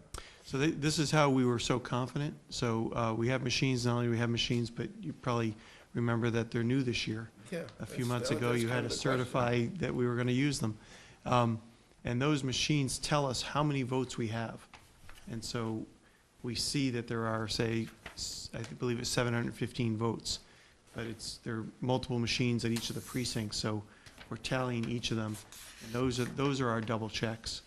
So what didn't get double checked was the grand total of, in that last column. That was what got overlooked. But the individual totals matched at the precincts. So the clerk had very high confidence that everything was correct. And so we went back through that morning on Wednesday, did all the double checking. By the way, I put this in the letter I wrote to all of you, but in addition to taking the Scantron, or whatever the name of the election machines are, the vote tallies there, they're all manually counted. So that was done. All the things matched, and that was that level of confidence we had. So it was merely what was presented to the newspaper that wasn't double-checked to say, these are all perfect. And again, it wasn't the newspaper's fault. They published what we gave them. Okay. All right. So, Melissa, anything? I was just gonna mention that both chambers of commerces have events this Friday in town. Aspet Valley Chamber has a networking breakfast event at Open Table from 7:30 to 9 on Friday, and the Middlesex West Chamber of Commerce has a breakfast event at the Boys and Girls Club from 7:30 to 9, so it'd be great if we had some town support for both organizations. The Boys and Girls Club and Open Table have some great things going on right now. Terrence? Quick question on the old Walgreens building. I know there was a rumor, or a substantiated rumor, that someone was moving in there. Do we have any plans on that? We believe that it's not a rumor, but there seems to be some real inordinate delays. Emerson Hospital has told us on multiple occasions, including at their own corporator meeting a few months ago, that they are coming into the, I think it's 11 Main Street, the Walgreens building, as we call it. The last time we spoke to them was in mid-March. They still had not secured the lease with the owner.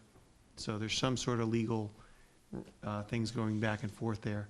But that conference call was with the development team, the fit-up crew, the people that are going to take that building and make it the urgent care center and so on that they want it to be. So they're moving forward with that planning while they figure out the legal lease stuff. And that included a request to open up the parking lot to the Summer Street lot to create a different traffic pattern. So they're investing in the details. Until they actually have the lease, though, they're not going to put in their actual application. And the second part was, any update on the old Stratus facility up behind Powder Mill? Do we have, I know someone had reached out to us at one point, or reached out to the actually owner. Yep, But both. that didn't seem to go anywhere. It was a higher ed institution, I think, at one point. Yeah, the Royal Beijing Academy, I think it was called, we know that deal is dead. That, we've known that for several months. The government of China will not allow the money out of China. And so the man trying to do that, Mr. Wong, has moved on to other things. Both the sales leasing company, the leasing management company, and the owners have met with town planner and myself this past winter. And I think it was when they knew the Royal Beijing thing was dead that they were looking to us for what will the zoning allow. They were looking to sort of perhaps go out to different markets. So we had that meeting, I believe it was in early February. And it's probably time for us to call them up and see what's going on, but they haven't called us. It looks like they're actively marketing the space. I believe I saw it last week on a couple of commercial property websites. So as a result of those meetings, no doubt. Yeah. Yeah. Thank you. Okay. Chris? All right, thanks. Cheryl? Do you want me to go last, because mine might be lengthy? Oh, boy, really? I already Okay. previewed it much All right, earlier, Mr. so Gavin. no surprises. Mr. Gavin. Yes, Have at it. several comments. One is the Cultural Council event that was held 2 weeks ago, I guess now, where they had their annual award ceremony. Really well done again. A lot of people there. It was a nice event. And the murals were announced, the winning murals were announced, which we can look forward to. So congratulations to the Cultural Council, looking forward to the murals coming out, and that should be something. And then in a similar vein, this weekend was the Art Walk, which unfortunately I didn't have an opportunity to go to. I had some family event to go to. But I understand that we were visited here in Maynard by rock and roll great Jonathan Edwards, who happened to be in town as part of, he heard about the event through Dave Griffin, who was working with Jonathan Edwards, and Dave Griffin told him about the fact that this was going on in Maynard, and he came to Maynard, and he went into one of the places downtown, and what's his name? Now I blank on his name. He was playing, and he came in, Jonathan Edwards jammed with him, and it was great. The audience loved it. It was a great thing. Everybody was happy. I apologize for forgetting, total blank. And then this coming Friday is Senior Project Day at the high school for anybody who is interested, where the seniors will be doing their projects, presenting them to the population, the teachers, and being graded and everything else. And I plan on being there, and it's hopefully going to be a great event to see some of the other ones that are going to be there. And then Thursday, don't forget, is the Maynard Education Foundation, where they're presenting their scholarship or their grants. Actually, we're going to see what happened with the grants from last year. And hear about that. So everybody who has an opportunity, I think that's at the golf course Thursday at 5, if I remember correctly. So those are the comments that I want to make, and now I'm still trying to remember. Total blank. Oh, Jocks. What's his first name? Keith Jocks was the one that got. I thought you were going to say Keith Richards. No, Keith Jocks. I'm sorry, Keith. Was the one who got to jam with. No, just because I was looking at it today, the Maynard Education Foundation's thing is 4 p.m. at the golf course, not 5. Is that this Thursday or next? This Thursday, the 10th. At 4:30? 4 p.m. 4 o'clock, I'm sorry. So you show up at 5, you're gonna be out of luck. Well, I'll be a little late. But anyways, it is at 4, so. All right, I'll start. So similarly, congratulations to all the folks in town that participated in Art Week. It was just a great range of events. I had the opportunity to go to the event that Andy Moreland pulled together at the library, which was Stories of Our Community. Really neat seeing different members of our community step forward and do 6-minute presentations about different pieces of themselves and pieces of the town. It was filmed if people get a chance to look at it. It was very well done and very well attended. Upcoming events on May 17th at Art Space in partnership with Freedom's Way National Heritage Area. We will be hosting Declaring Independence. It's historical reenactors come, do a performance of the Declaration of Independence. It includes an introduction by somebody local here in town, and then also includes kind of components of what was happening physically in this area during the time of the Revolutionary War. It's a great event. Declaring Independence happens at cities and towns throughout the Commonwealth during the course of May, and great to have Maynard participating in that. So that is on May 17th at Art Space. Performance is at 7.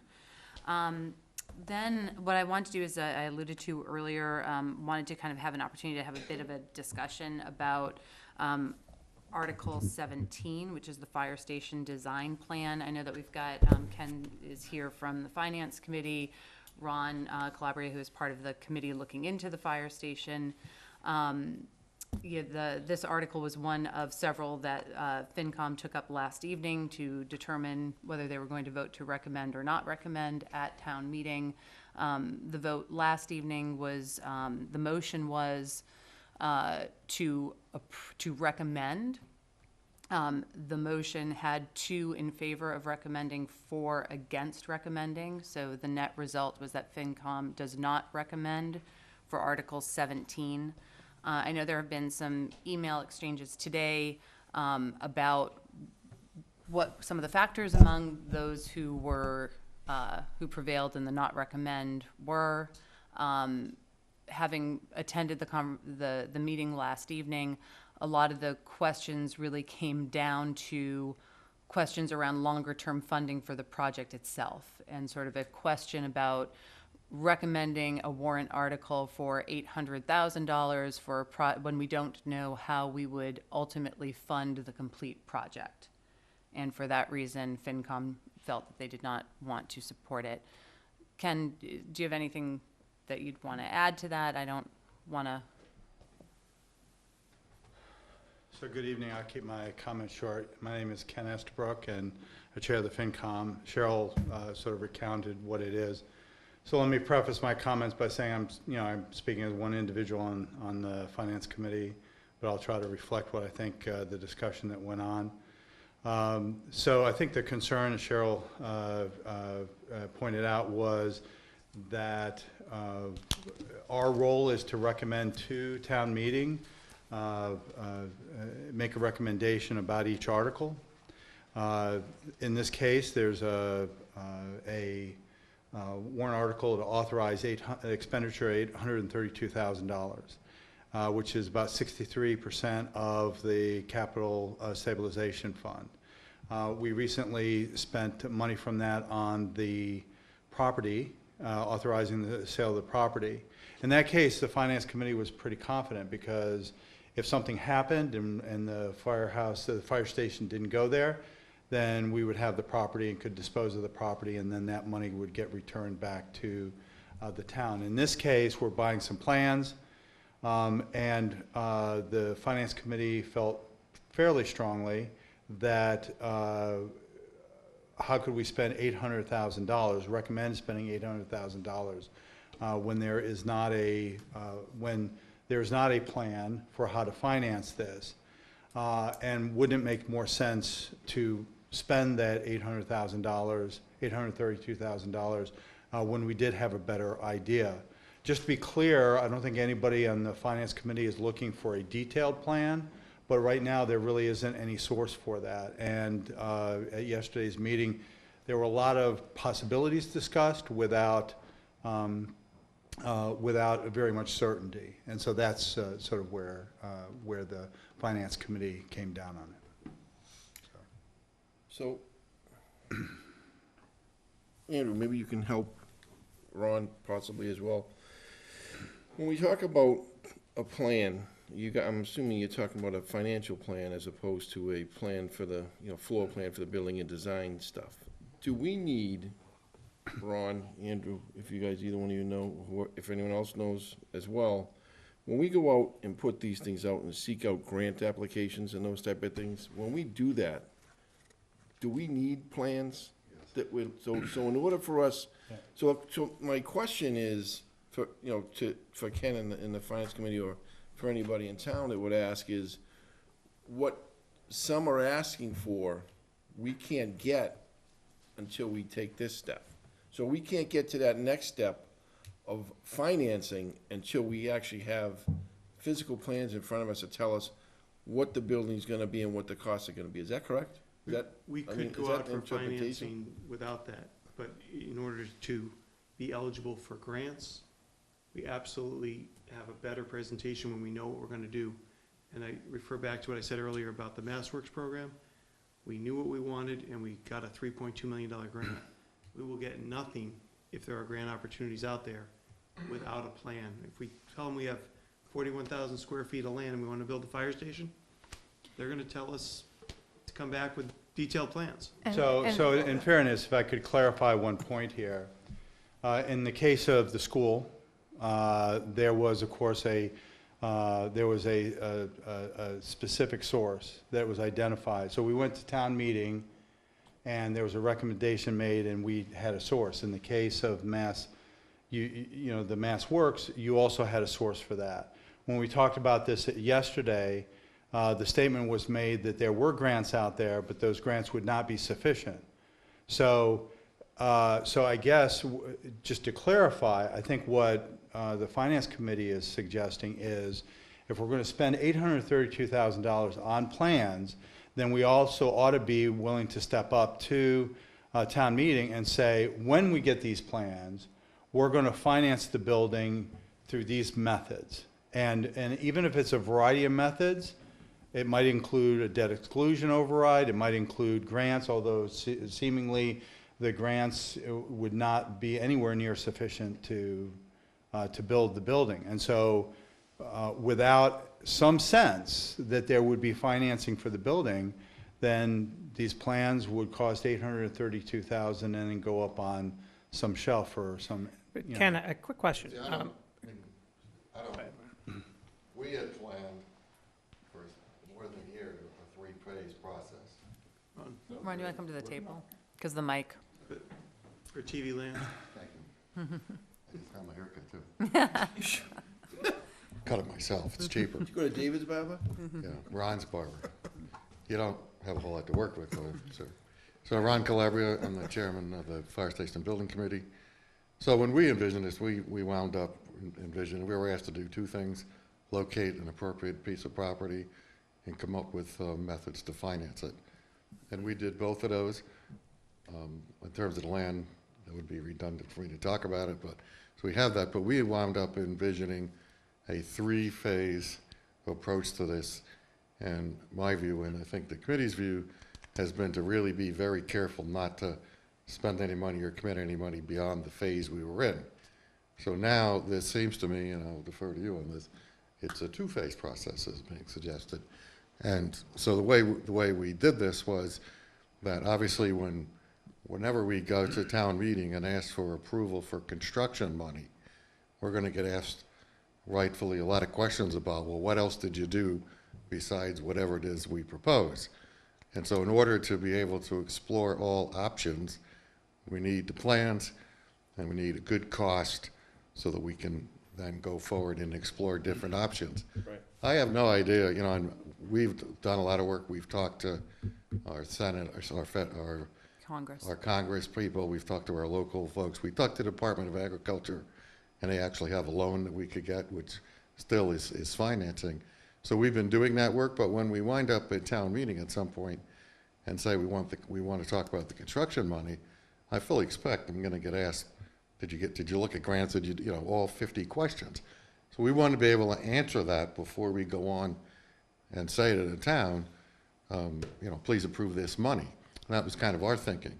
As far as the plans and whether they're an asset or not, we spent a lot of time talking about that with the architect, whether OPM, other fire chiefs, and from my point of view, the plans are for Maynard an asset, because I don't know, I hope everyone thinks we can't go another 50 years with the current fire station, so sometime in a month and a year and 2 years and 3 years, we've got to do something. The plans would be for the land we are buying. So it would be very specific. We would know what it is. We would have a cost. And so those plans, for my mind, are an asset, not because we could sell them, but because it represents a phase of work that has to be done. So when we now start talking to people about, what does it cost? I mean, I could give you numbers, but, you know, the chief always says to me, I don't want to give a number out and then find out it changed, because the numbers per square foot have gone from, you know, equivalent of $6 million to $8 million to, they keep escalating. Yeah. But, I mean, I could say, well, it's going to be X, and I could tell you what it would cost to finance for a year, and my best guess, and Andrew could put his spin on it, but they're in the same range. So the plan was, let's get the drawings, and we're ready to do this. Then we can go out and look at grants, and there are no earmarks in Congress right now. Right. No, to that point, I think that, you know, we chased Nikki Songus out of office by asking her about our fire station so many times and the grants and money available. And Kate and you know, Kate Hogan and Jamie Eldridge both are aware that, you know, this is something that's on our radar, something we need, and they're you know, they have, you know, they can't promise anything, but they both are well aware of what we're looking at. But so, you know, grants along those lines and any type of earmarks that are potential, they would certainly let us know right away, type of thing. But at the same time, we clearly, the five of us, we've had this discussion, and you've been in the room, you know, we've had this discussion where, you know, this would be a difficult sell, Yes. given some of the other issues going on in town with finances and everything. But, you know, we knew we knew we were going to go down this road anyway. But so now we're at that point where we know now this is where we have an issue, and this is the issue. The issue is, you know, people want to know, the finance committee and the people that, you know, follow their recommendations are going to want to, now where do we go? And I think between now and the 21st, we better figure out where we're going. So as best we can. So part of the work that we did, and part of the work that the finance committee did, and especially Bob McCarthy, was to explore different methods to pay. And Andrew did some work, and I did some work, and I talked to FinCom 3 times and to the Board of Selectmen 2 times, and we presented the idea that we have a capital plan, and I've always talked about this, financing this as a capital plan, not the fire station, because my belief is that, you know, we've never really funded capital in Maynard. We always do it because we get desperate and we do a debt exclusion.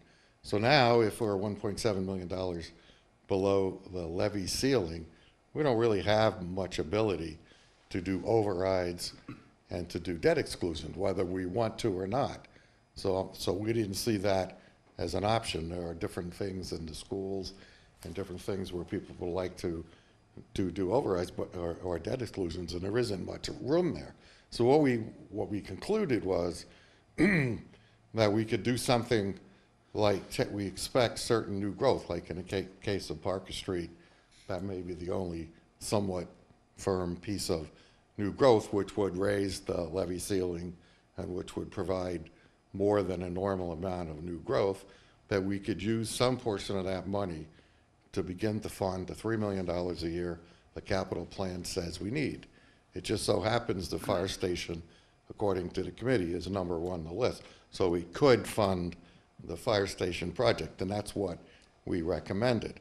And Bob McCarthy did a whole series of presentations, some really excellent work that he presented to the Selectmen, FinCom, and to the school committee, and said we could do 0 and 100, 100 and 0, 50 and 50, 60 and 40. And he produced all this data that says that it was recommended that we take, say, for example, anything above and beyond 3.5% of new growth that we experience, and we put that into capital funding, and we therefore establish capital funding.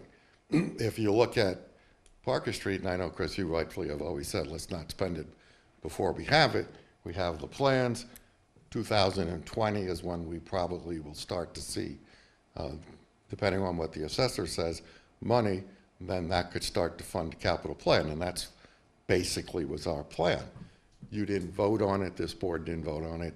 I don't know whether the finance committee votes on it or not, but we presented that information, and Andrew did a lot of work on that. So for me, given that you probably can't do a debt exclusion because we only got $1.7 million, then the town has to decide, do you want to take some of that unusual new growth And as far as I can tell, it's kind of a one-time opportunity of that size that I see on the horizon. We either begin to start to fund capital, which includes Green Meadow and all the other things that come down the road, or we're stuck. So that's the financing plan. So I'm perfectly happy to explain that to anybody, should you folks, think that that's a viable option. So if we want to tell a town meeting, that's our thought, because I don't think it's a plan at this point, but that's the way we envision paying for it. And then if we can get grants, and the grants we would get would be more like, can we get money for a sprinkler system? Can we get money for their fire alarm system? It probably isn't going to be for the building. It's more like we got a grant for the ladder truck. They didn't give us money for the entire equipment set. And so maybe that's $1 million, maybe that's $2 million. So we still have a piece of money to finance, but for me, we really have to find a way to start to fund the capital plan. We have a pretty good capital plan. We have a good capital planning committee. Things are prioritized. And we pay for things in the capital plan because sometimes they're small items, not that, let's say 50K is small, but they're sort of one-time things. We pay for it from free cash. Sometimes it comes out of an enterprise fund. Sometimes it comes out of CPC. Sometimes there are other things where we have different buckets of money. But when we go to borrow money for any significant operating item, like a building, we don't have any source of money except an override, and we're out of those options or a debt exclusion. So that's how we concluded, and we presented to you, that we would use some amount of that one-time excess, unusual new growth to begin the fund capital. And the fire station, to me, is a subset, and I've always tried to talk about it that way. And if I may, so one of the sort of a related point that came up along this discussion, so given Ron's very clear articulation that we're looking at a funding plan towards the building that's a pathway out a couple of years. Yes. And one of the sort of related questions came back to, well, okay, will that $800,000 of sunk costs for these plans still be relevant, useful at that future point in time of this year plus X years, right?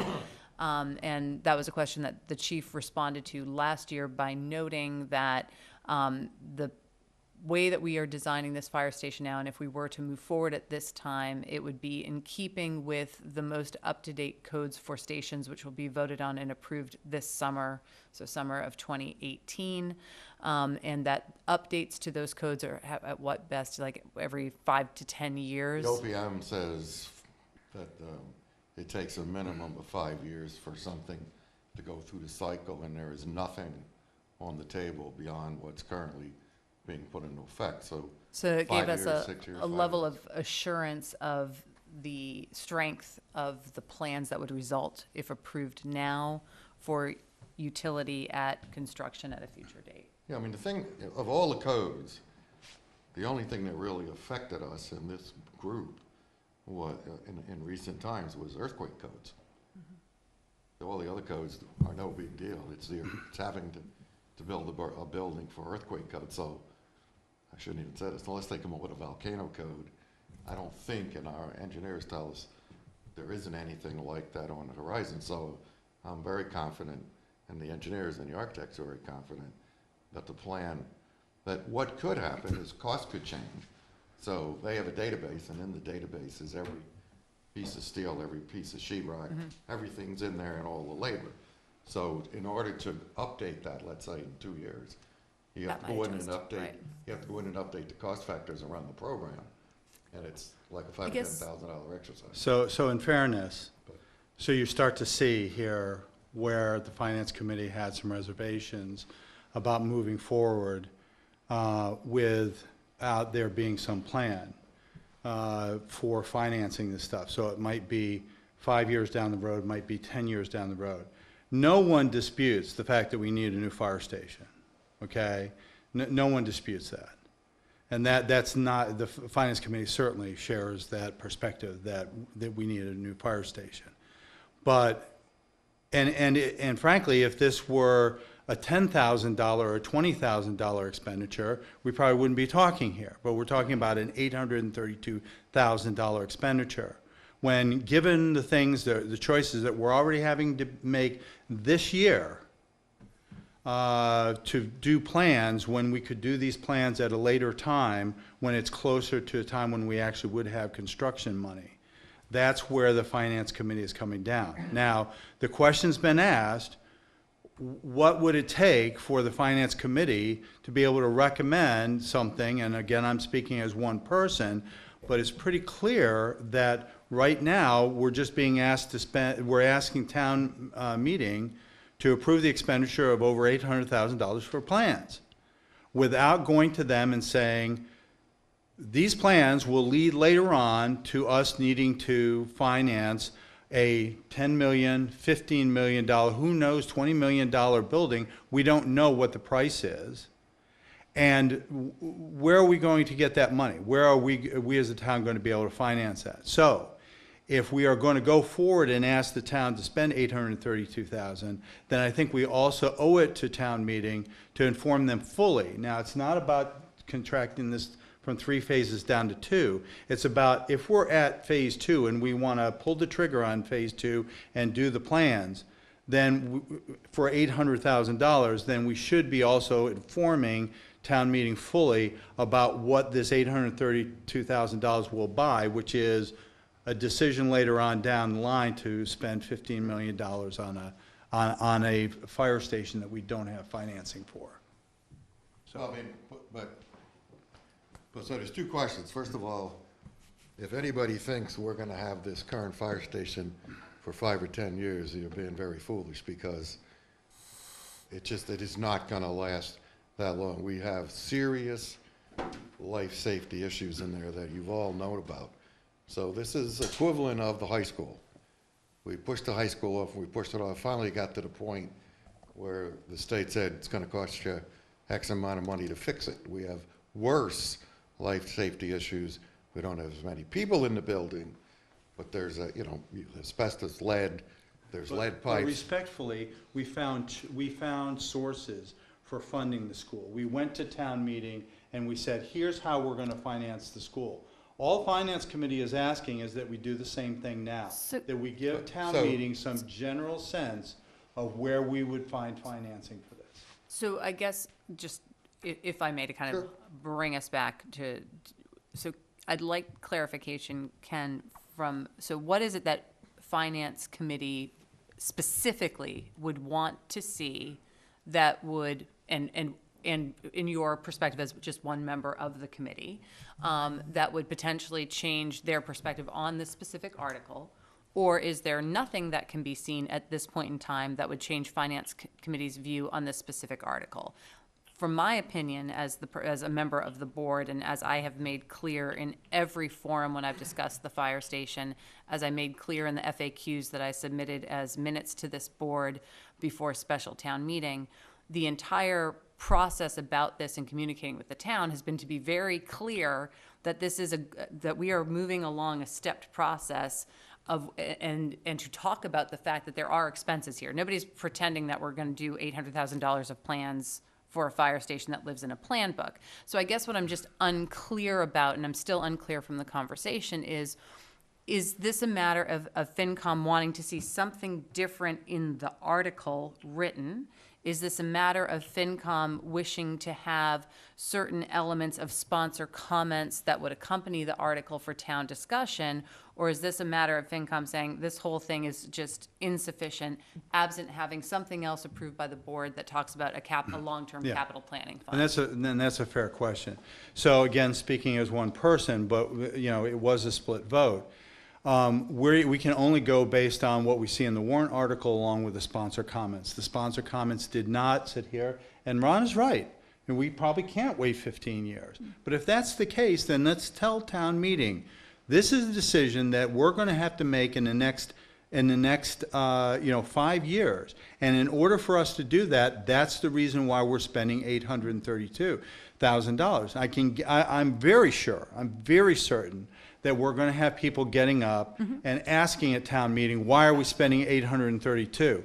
And I would like to be able to say the reason why we're doing this is because within the next 5 years, we're going to have to come up with the money. And here's how, in a general sense, in a strategic level sense, this is how we're going to do it. But right now, we're being silent on how we're going to do it. We're not admitting the fact that there's going to have to be essentially a debt exclusion, or somebody's going to have to win the lottery and, have it And donate be it to the named town. the Ken Estabrook, firehouse or something like that. And I guess part of it, and I think where this is a disconnect for me, is that I similarly envisioned that there's not a world in which we live where questions about the longer term financing strategy for this fire station would not be part of the dialogue on the floor of town meeting by virtue of this warrant article. But if respectfully, the Finance Committee has to make its recommendations, and we are having to make the recommendation based on the information that we have now, Yeah. which is what was presented, which, as Chief Stowers and Ron. Tracking. Right, Yeah. okay. So if you want to provide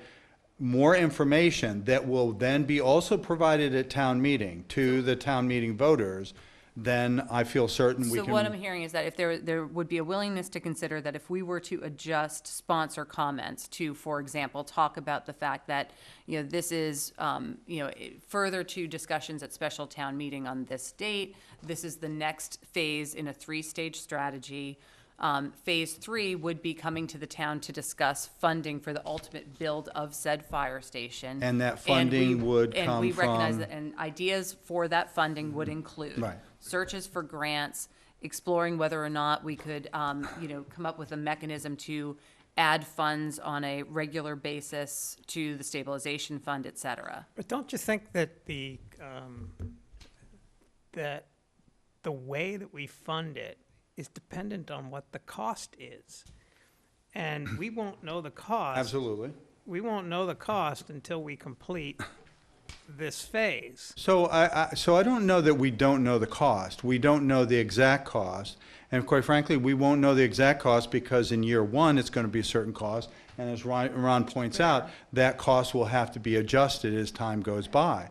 But these are the things that I think that the Finance Committee feels that the town meeting voters deserve to understand, that this is an imminent thing, an imminent decision that we're going to have to be making within the next few years to take on additional debt. Grants are not going to do it. There's no state Commonwealth fund planned right now to finance this. And so in order to do this, this would mean a debt exclusion override, which would, increase taxes on an average of such and so, such and so. But I don't think there's any way we're gonna be able to get to that, because you can't know that without knowing what the number is. So so again, I respectfully disagree. If we have an estimate that we think that the range is, 8 million to 14 million, so figure out what it's gonna cost to finance 10 million of it. So I guess I just want to, again, kind of go back, because I feel like, again, we've gone in a slightly different direction.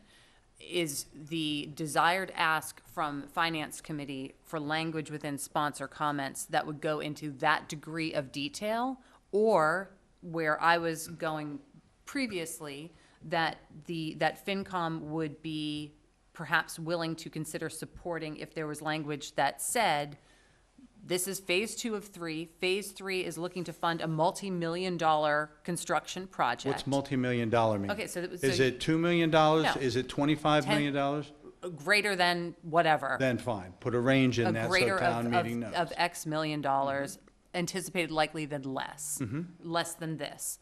In order to finance such a project, the town will pursue the following options, and we might consider this, period, full stop. Or would FinCom want to say, and if we went this direction, it would count this percentage? Because I would feel uncomfortable going to that level, to David's point, going to that level of detail about projections around things we just don't have yet.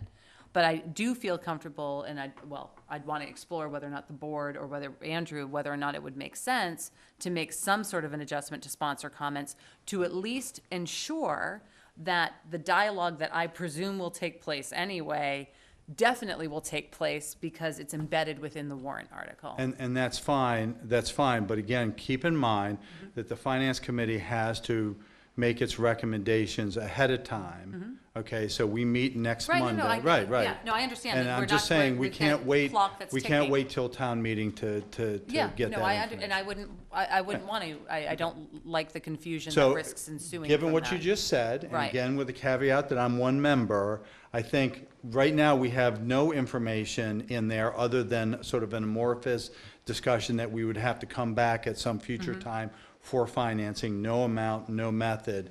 If we move towards the, transparency or clarity or certainty that we absolutely know we can't get to, and that at some point, there's got to be a place where we move towards that, obviously not being able to reach total clarity and certainty, but try to move At towards least that. showing, yeah, okay. Okay? Then again, the idea is not to try to satisfy the Finance Committee. No, I think Okay? it's reflective of a making discussion. sure that the town meeting voters I understand. gotta say, we've gone way out of bounds. This is not an agenda item. We are touching two different boards, two different committees here. I think we're beyond the scope of discussing this inside of Selectmen's comments at the end of a meeting. This is something that needs to be on the agenda where other people can participate if we're gonna talk at this length. That's my opinion. I think we're really crossing a line here. Appreciate the passion, but this is. So with that then, am I hearing then there's no space to consider adjusting sponsor comments to a warrant article? I think In that. time for an Well, I don't think it's, I mean, the sponsor comments can be adjusted at any time. We can adjust those anytime we want. Those are just the comments. That's right. Those are our comments, or, the fire station, building committee's comments, those are clearly can be, adjusted at any time based on any new information we might have between now and then. To the point of, the question that Ken has asked and the things that he's posed and your concern, Cheryl, and Ron's points, where does it all come together and how do we provide what, FinCom is asking for, which is what people will ask for basically between now and the 21st. That's the question. And that's really not gonna happen in this room tonight, but that's something, maybe we touch on again next week or in the interim with the fire station, committee. Where are we gonna, how are we gonna provide that type of information that the FinCom is asking for between now and the floor of town meeting? And we can do that up until we start to talk about it. Just quickly, with all respect to you, Terrence, because I understand what you're saying. I could easily provide all those answers from my point of view, and I could have last night. But the Board of Selectmen has never said, this is what we want to say, and so I'm trying to be very careful that I'm not Board of Selectmen. So I can do all the raw material between Andy and I and the chief, Andrew. It's really not a problem. We have all the data. The chief is very reluctant to put a number up because it's gonna change, and Maynard, people are gonna try to hold you to. But Mr. Chairman, do you want me to put this on the next agenda? Yeah, that's fine. I mean, it'll be on the next agenda. I guess- But, to the, the point is, we have, we've given you guys a charge, and that charge has probably been met and more. So it's, it's not just the committee's responsibility.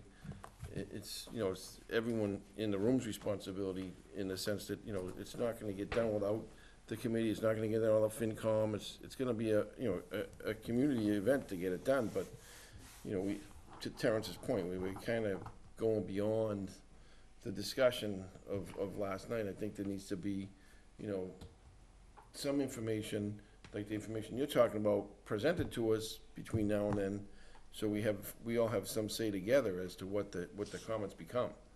I mean, we can't make those comments here based on the conversation we're having, or the conversation that we were having, so, to put it on the agenda next week as a discussion topic makes sense. There's gonna be plenty of debate about it. It's gonna be the one issue that takes all night long, unless, unless somebody lets the 255 kids coming and talking about sledding down the hill at the Coolidge School. One could take all night. We'll be talking about it for a while, and, you know. Just see so I'm where it clear from a goes. calendar perspective, if we had, as an agenda item for our next Board of Selectmen meeting, to review perhaps as part of that would be the content of a perhaps revised sponsor comments to accompany the warrant article. Great, we do that. That will still put it, would that leave time for FinCom potentially to convene, to reconsider their position on it? They can, Or not. they can always reconsider their position on the floor. Well, We can always Ken just ask, said we that can that's always not- ask, we can always ask that.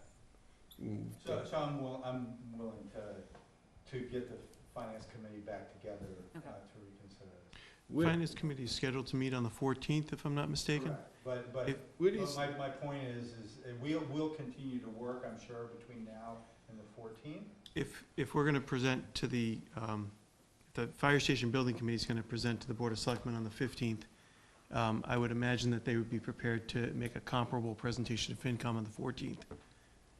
And perhaps that would be a way for them to have the information they need prior to the meeting on the 21st. Okay. Okay. And before you adjourn, Mr. Chairman, a quick note, we will need an executive session at our next meeting. Yeah. And unless you want to do it tonight. And Attorney Costa from Mead, Tallerman Costa is scheduled to present to us on 40B issues in the public session next week. Okay. Selectman Steele done with her comments? I haven't got to her yet. Miss Steele, I'm done. anything else? Thank you. That's it? I appreciate it. Not that you're done, but I appreciate it. The conversation. All right, well, so our next meeting, it says, is the 15th, which is next week again. And so 6:30 start with an executive session. Mr. Donovan will not be joining us. But I would suggest that we all have the information in executive content from tonight. So if you have any questions, you can send them to myself or Andrew, and then it'll become part of the executive session, and we'll, if the questions need to be answered, we'll get back beforehand. One of the documents you have is the draft of the police chief contract, one of the things that we're discussing. The fire chief's contract will be following the same logic, but things like duties and stuff would be unique. That one isn't quite ready for prime time, so it wasn't included, but I know you like to read through these things in advance of decisions, so I wanted to give you as much time to look at that. Right, and we have to approve it back in here anyway. So. Right, but this way you can look at the draft, and then we'll have the finals ready for you. Okay. Anybody have anything else? Becky? Andrew? No, thank you. Anyone? Motion to adjourn. Motion to adjourn. Second. All in favor? Red Sox salute. Thanks, Aiden.